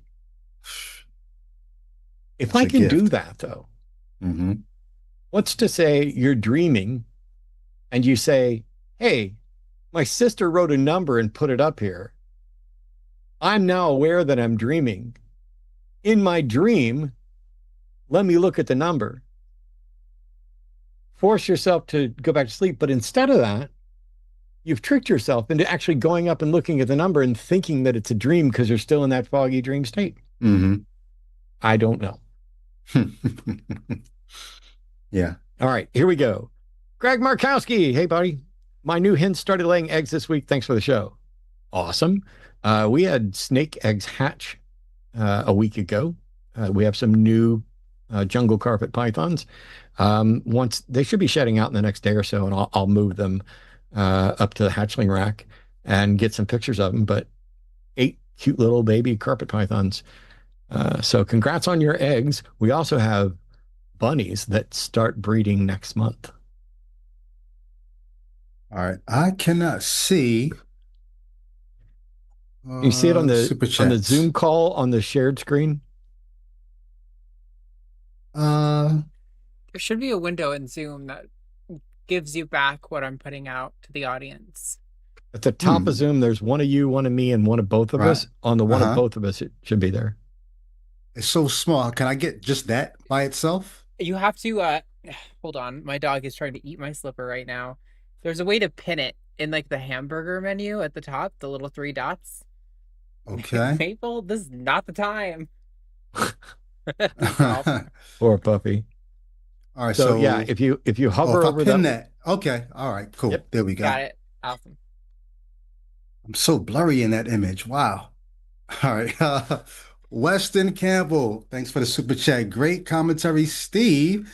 I'm glad you're thinking things through, using the privilege of having a resource like the line. But if you demonstrate a God, you will be my favorite caller. Now I'm like, meh. Okay. This is the one I saw from Justin. We've actually already spoken briefly in Discord. Matt, hit me up for the video on David's wives. I have a lot of resources on this talking point, including proof from the Hebrew exegesis. Hashtag rock hard for Brady. Wow. But thanks a bunch, Justin, and thanks for the message. I got it. I'll hit you up. Yeah, I'm shooting that video, I don't know, tomorrow or the next day, but only from the angle that I told you about, because I think it's something that kind of got overlooked, but I definitely want to see the rest of the resources you have on that. Also, it'd be worth getting your thoughts on the respin of the queer verses. All right, this is from Joshua Avir. Featuring Brady Goodwin will always be sufficient cause for a super chat. Facts. What are your opinions regarding MAGA? Was I understanding the number of terrible people or just how terrible people could be? Hmm. Were Was you I understand? underestimating the number of terrible people, Oh, or just how? underestimating. Hmm. Yeah. I think a little bit of both. Who thought we could ever be Yeah, back where we are right now in this country? I think so. Once upon a time, we made it, and I'm not. We thought there were fewer bigots than there were because there were Hmm. consequences to being openly bigoted. And that's Right. for Great race, point. queerness, whatever else. Yeah. As soon as the consequences start falling Mm. away, people get to stop hiding. They get to be who they are. Hmm. I want bigots to be just comfortable enough to tell us who they are. Mm. Because when you look at institutionalized bigotry, when you look at racist cops, if they have to hide, you don't know Yeah. who they are. Mm. If they feel just comfortable enough letting you know, that's what you need to be able to start fixing the problem. So I need them to just be Mm. let me just let me test the water a little bit. Um, and then yeah, Yeah. I'm sort of the same they way with MAGA as a whole. I'm thinking like, can you imagine if Kamala had won? yeah. Would we have ever known that something like Project 2025 was in the works, that people were cooking this kind of thing up? Like, at least we know what we're dealing with now. Well, technically we knew before the election Yeah. because we were talking about it a bit, but Yeah. we might not have known the scope of what they were actually getting ready Right. to do. Many people didn't But believe it. We heard the I rumors, didn't but believe it. well, it can't be that. Yeah. When I looked at it, I was like, wow, they want to do this and this and this and this. That would never happen. And there's Right. some of it that might, but way Yeah. more of it happened than I ever thought was possible. Yeah. From Billy Sipes. Hey, man, I really enjoyed the last caller. I hope he stays well. And honestly, even if he doesn't deconvert, I hope he keeps questioning and keeps his morals. It's refreshing to hear someone say, even if God told me to do this, I wouldn't because it's wrong. Yeah, we had a caller ask us that. It was either me and Dalton or me and Seth the other day. Um, and he tried to use my answer against me. Hmm. Because first of all, if God said, "Hey, go do this," and I absolutely knew it was God, I'd like to think that Hmm. I would have sufficient moral character to say, "No, I'm not going to go do that." Um, on the other hand, it's signing a death warrant. You've got a gun to Yeah. your head, Hmm. and so I don't know. It's like everybody thinks they know what they would do. I was in the military for 8.5 years. By Hmm. the way, I'll do that side note in just 1 second. Everybody thinks they know what they would do when under fire, but you don't know until you've actually been there. And some people are very, very, very wrong about what their actual character and moral fiber Hmm. are. There's a clip that's been going around. There was a Cubs game, and when they're playing the national anthem, there's Yeah, I a saw dude that. sitting down who doesn't stand up, and Hmm. the old man behind him leans down and says something to him, and then smacks him in the back of the head. Let me be very, very clear.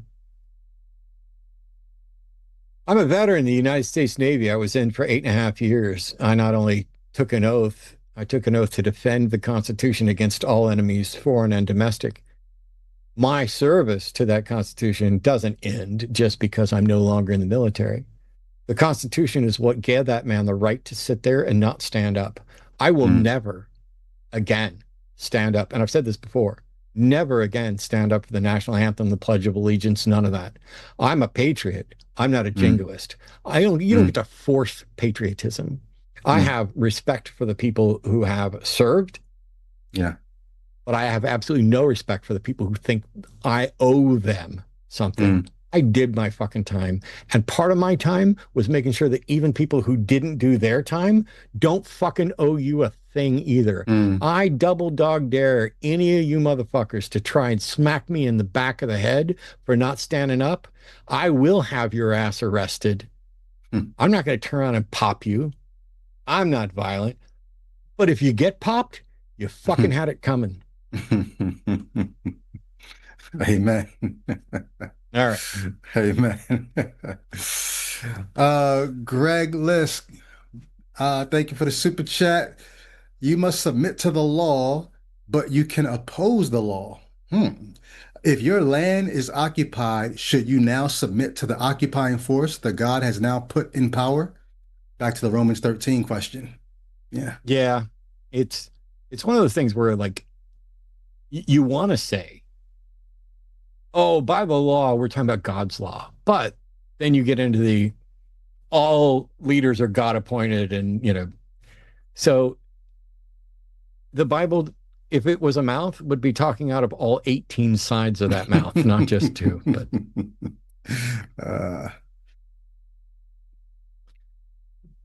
Carl Grimes, $10. Thank you so much. I deep fried a Christian today who stole $25,000 from her employee. Wow. She claimed godliness for why it wasn't theft and that I was persecuting her.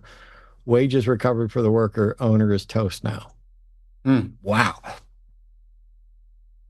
Well, congrats on getting something better.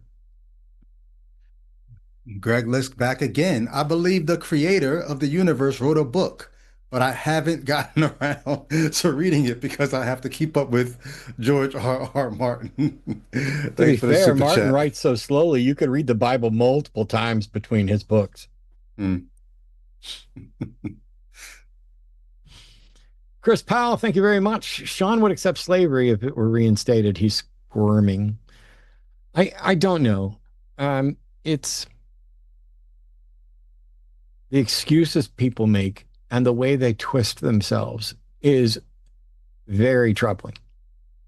And there's a quote from Voltaire that says, if you can get people to believe absurdities, you can get them to commit atrocities.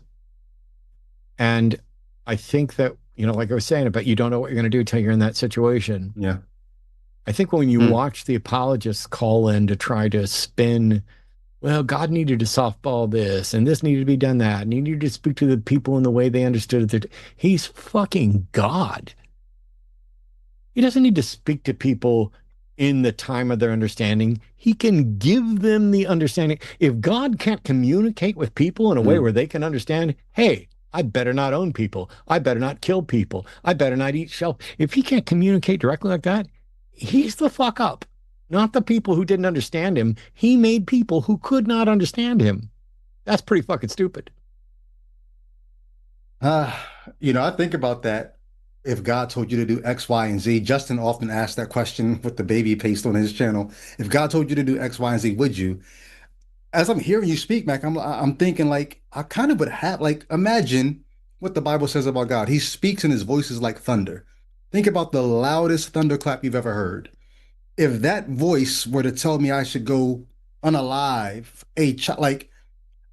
I would think I would probably have to do it, but you're not going to get me to call it good.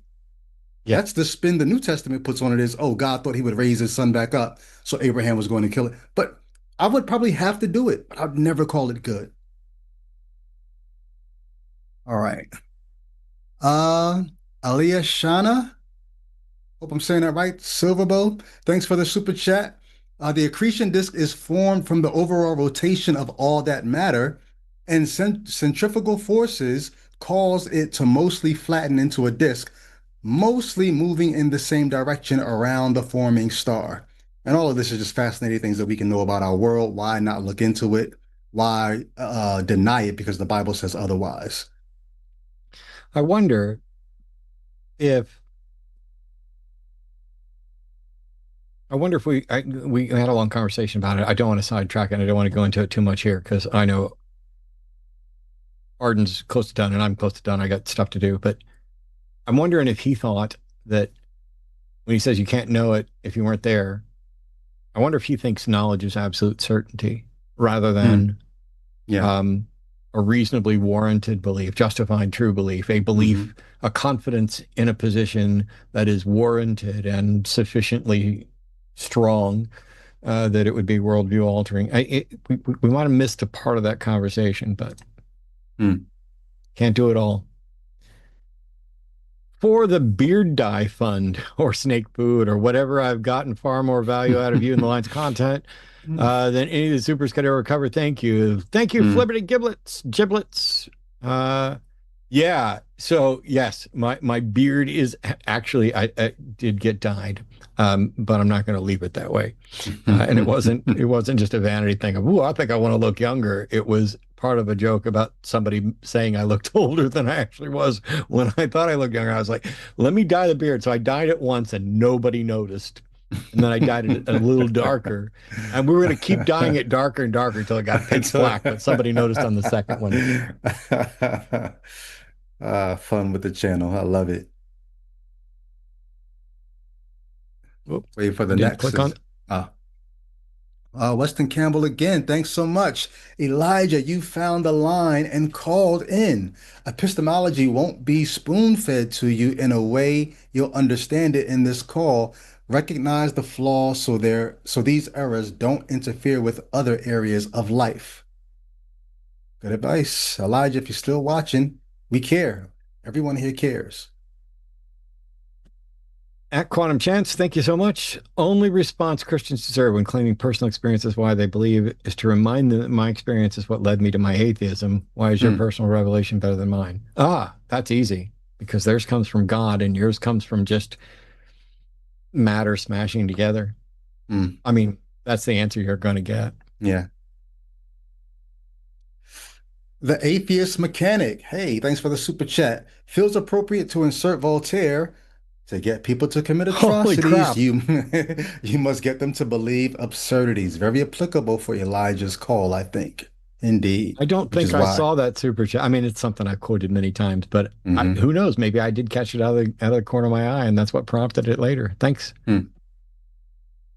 Carl Grimes, thanks again for another super chat. They all fantasize about the apocalypse. That's why they vote for people to wage war in the Middle East. They're desperate. You can't trust a death cult to legislate for a future. MAGA equals death and doom. Yeah, and we've been bombing Iran again for 11 days, I think now. And the word is that Trump just ordered the bombers that can potentially carry nuclear weapons to that area. It doesn't necessarily mean that we're entering in a nuclear war, but at this point,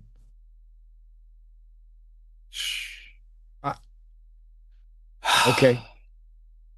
I'm every single day I'm waiting for the world's over, because I don't know if it's going to end like that, but as it stands right now, we're cooked. On so many fronts, we're cooked. I hope it doesn't get there, but I hope it sticks around long enough for Elijah to realize that he could have been a casualty of a nuclear war, and maybe he should focus on the life he's going to get. Yeah, I think it'll be illegal to say the things I want to say right now, so I'm just going to keep on reading super chats. Jonathan Martin, thanks for the super chat. Matt and Brady, thanks for talking to people like Elijah. You are amazing people. This is exactly why we need the line. Amen. Thank you so much, Jonathan. Appreciate it. Bailey Sipes, another $20. Other nuns makes me think of Matt in a Habit, which is an image, but that's my Catholic upbringing. You know, I think the next time we do a fundraiser, I might get myself a habit. Then I can be a nun. Thanks, Billy. Is this me? Yes. Raja Mello, thanks for the super chat. Hey there, Matt and Brady. I'm an atheist from Rio de Janeiro, Brazil. I'm sorry for asking something not related to religion. Is acupuncture pseudoscience? Thanks so much, Matt. Love you. Yeah. Yes, acupuncture is pseudoscience. There's so much stuff like that. Acupuncture, acupressure, Reiki. I have a dictionary or encyclopedia of pseudoscience, homeopathy. Some of them are demonstrably bullshit pseudoscience that don't even demonstrate any effectiveness. Others gain some popularity, perhaps not just because of the placebo effect, but largely because of placebo effect, as far as we can tell. In clinical studies, there were initially some clinical studies that suggested acupuncture, acupressure might work, even if the mechanisms that people thought they were working by, essentially the body's ley lines or however they're describing it. But it turns out the test methodology was inappropriate. And upon further testing, this is why science doesn't just go, "Oop, we got a result. Here's how it works." That we investigate. So yes, acupuncture is pseudoscience, which is pseudoscience is a really good word for bullshit.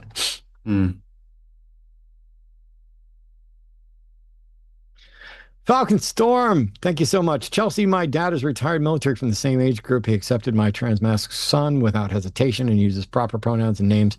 Don't give your dad a pass just because he's old. Love puts in the work. I'm pretty fucking old. I'm like 57. Somehow or another, I figured it out. By the way, I know trans people who are 70, 80, and people who love them who are 70, 80, they can figure it out. To pretend that if somebody can't learn something because of their age, now you're talking about dementia and mental deficiencies that go far beyond whether or not they can learn your new name, your new pronouns, whatever else.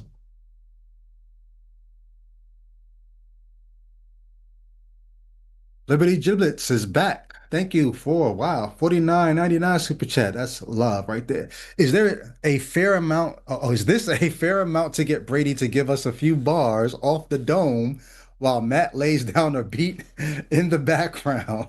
It'll work great over the Zoom, trust me. I think the timing might be a little off, but it's way off. You need to catch me 10 years ago for that.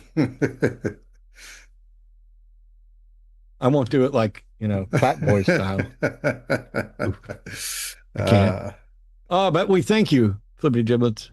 Maybe we'll resurrect some bars at some point, and we'll put it to a guitar. I saw a guy who custom built a guitar for the Gorillaz song. It's got 3 necks. And the bottom one is a bass that is inverted so that he can tap the bass notes down at the same spot where he's It's amazing. Wow. Look up 3 necks Gorillaz guitar. The dude's amazing. Okay. Good stuff. Find the family you do need and you love. There's another $50 from Billy. Well, we love you, Billy, and all the rest of you that are participating, not just contributing financially. Trust me, I'm very grateful for everybody who contributes financially. Without you guys, I wouldn't have healthcare, and I'd probably be dead. The healthcare from doing this stuff is what saved me and allowed me to have bypass. And I'm taking care of myself because it's the only life I get. But I'm not perfect. I do still kind of not do everything I should do, because I don't just value life, I value good life. And so there is an argument to be made for the quality stuff. But thanks a ton. Thanks a ton, Billy. Catalina Gearbox, thanks for the super chat. Guess a number between 1 and 3. LOL. It's actually a joke in the magic community where you get them to, I need you to name a number between 1 and 3. And if they go for 1 or 3, you're like, I said between. Yeah, we got it. I have a couple of bits for the show that are some good kind of mind reading jokes. That's not one of them, but I do appreciate that. Thank you, Catalina. Gertrude Schmidt, 4152. $10. Thanks so much. Hey, Matt, hearing you talk to that Gen Z kid reminded me to share this. Your firebrand response was the catalyst back in the 09-ish outside my family to actually deconstruct and learn. Thank you all. Wow. Thanks for saying that. Wow. That's great. I've done this a long time, and I don't claim that my way is the best way or that I always get it right. I don't. I fucked up many, many times. I acknowledge I can be an asshole. I can be condescending. I can be short. I can have a short fuse. I can have bad days. I can have good days. I can be, any number of things. And most of the criticisms that people launch at me are fair in some regard. But the other thing is that highlight clips from what I've done over 20 some odd years make it out there. And you know which highlight clips get watched and which ones don't? The ones that get watched are me dog stomping and rah, rah, rah, rah, rah, rah, because that's what people want. They don't want to see the compassionate call where you help somebody find something. You help somebody learn. That doesn't sell. It's not a car wreck. People want to see the car wreck. They don't want to see you giving money to the homeless person. They want to see you in a fight with that person, or they want to see those people fight. We're not terrible. We're good. But because we're working cooperatively to be good, we get to be terrible when nobody's looking. And sometimes it's a good little bit of pleasure to be there, but for the grace of God go I. Oh man, that life, I'm glad I don't have that life. It makes you feel better about the shit in your life when you see something for somebody that's worse. Not everybody's like that. Not everybody's like that all the time. But as humans, we do that. And so thank you for saying so. I'm glad if anything I said was useful to anybody ever. And I know it is. I know it has been. I don't think as highly of myself as some people might think I do, but I do know I've done good stuff and I'm comfortable with it. I've done more good now as an atheist than I ever did as a believer. All right. SJL says, I'm going to assume Elijah is homeschooled. I have zero proof, but it seems to fit. How does he know his car burns gas? Was he in the engine to see it? Thanks for the super chat. That's fair. John Darwin, $750. Thank you so much, John. I care. Is that the live long and prosper? I can't tell from that. I've never seen that as an emoji. Was that a regular emoji? Maybe it's Nanu Nanu or Shazbot. I don't. I'm to my phone right now to see because I've never seen that as an option. I'll read the next one while you're looking it up. Yeah. Atheist Mechanic, $10. I'll be driving a NanoCon on Thursday. Nice. I'll be driving a NanoCon on Friday. Next Thursday, Friday. Can't wait to be around an awesome group of people. Be safe on your travels. I have a small binder to give to you for Arden as well. Okay, but nobody take this the wrong way. I appreciate all the support and giving me stuff, but we got a lot of stuff. And I will bring back that binder and thank you. But the support and the participation and the friendship and the encouragement, more than enough.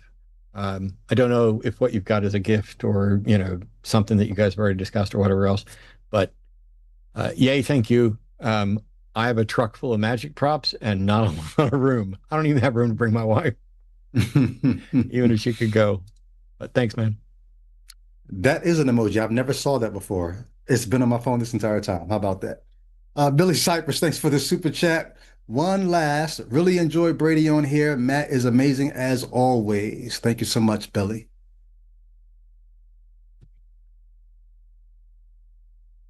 I can't read. Is that E.L. Jason? Looks like I was watching a compilation from Jezebel Vibes, aka Christy Burke. Hey, we love Christy. Brady, did you call into that show to talk about God answering prayers way back before you deconverted? I gotta know. No. Christy is running for office in the Tennessee 1st District, I think. Oh, wow. Cool. It's not a U-Haul truck. It's just my truck, but cool. All right.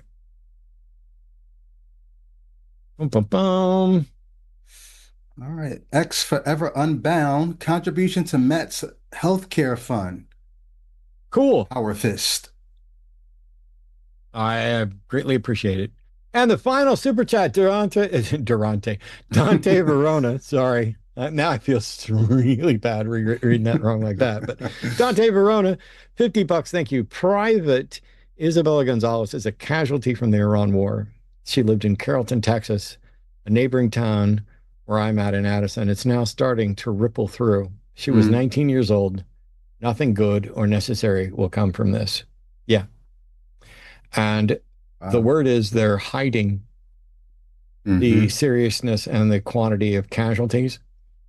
And we're at a point now where not only are people sharing fake news, AI, bullshit memes, terrible arguments, stuff that make the left look stupid as fuck, stuff that makes the right look stupid as fuck, but this corrupt administration is not only continuing an illegal, unnecessary war, but maybe hiding the costs of that war, not just the financial ones, but the costs of life, while they cover up and collude with a nation that is committing a genocide. While the world falls apart, instead of working to make it better, they're actively making it worse. They're siding with dictators, the most corrupt people out there. When you hire a rapist, con man, racist, pedophile or pedophile protector or both, who makes more money in the first year of his second presidential administration than he made in his entire life before, you don't get to pretend that it's not corrupt. And if you voted for it, and if you support it, and if you're MAGA, you don't get to pretend, oh, I just did it because, you know, the left is just terrible. Can't have no socialism. Yeah. You mean like a living wage? You mean like health care? You mean like not having wars?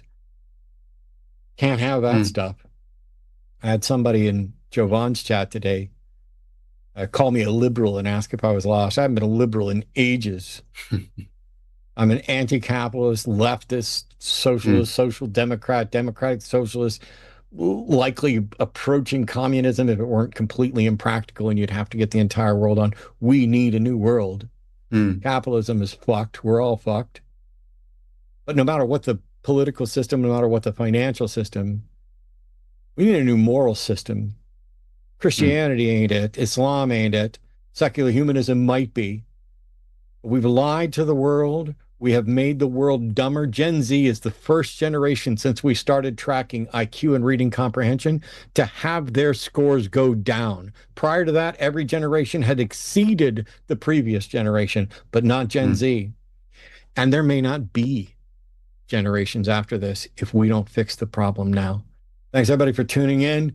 Thanks, Brady, for coming over and hang out with me. I'll be back next week with Thinker, and there are a bunch of other people lined up. We're going to go take care of a bunch of stuff. We love you guys. Take care of yourselves. Patreon.com/call the line for support. Don't forget to like, subscribe, join. There's a list of the producers there. But you don't have to just give money. Just be involved.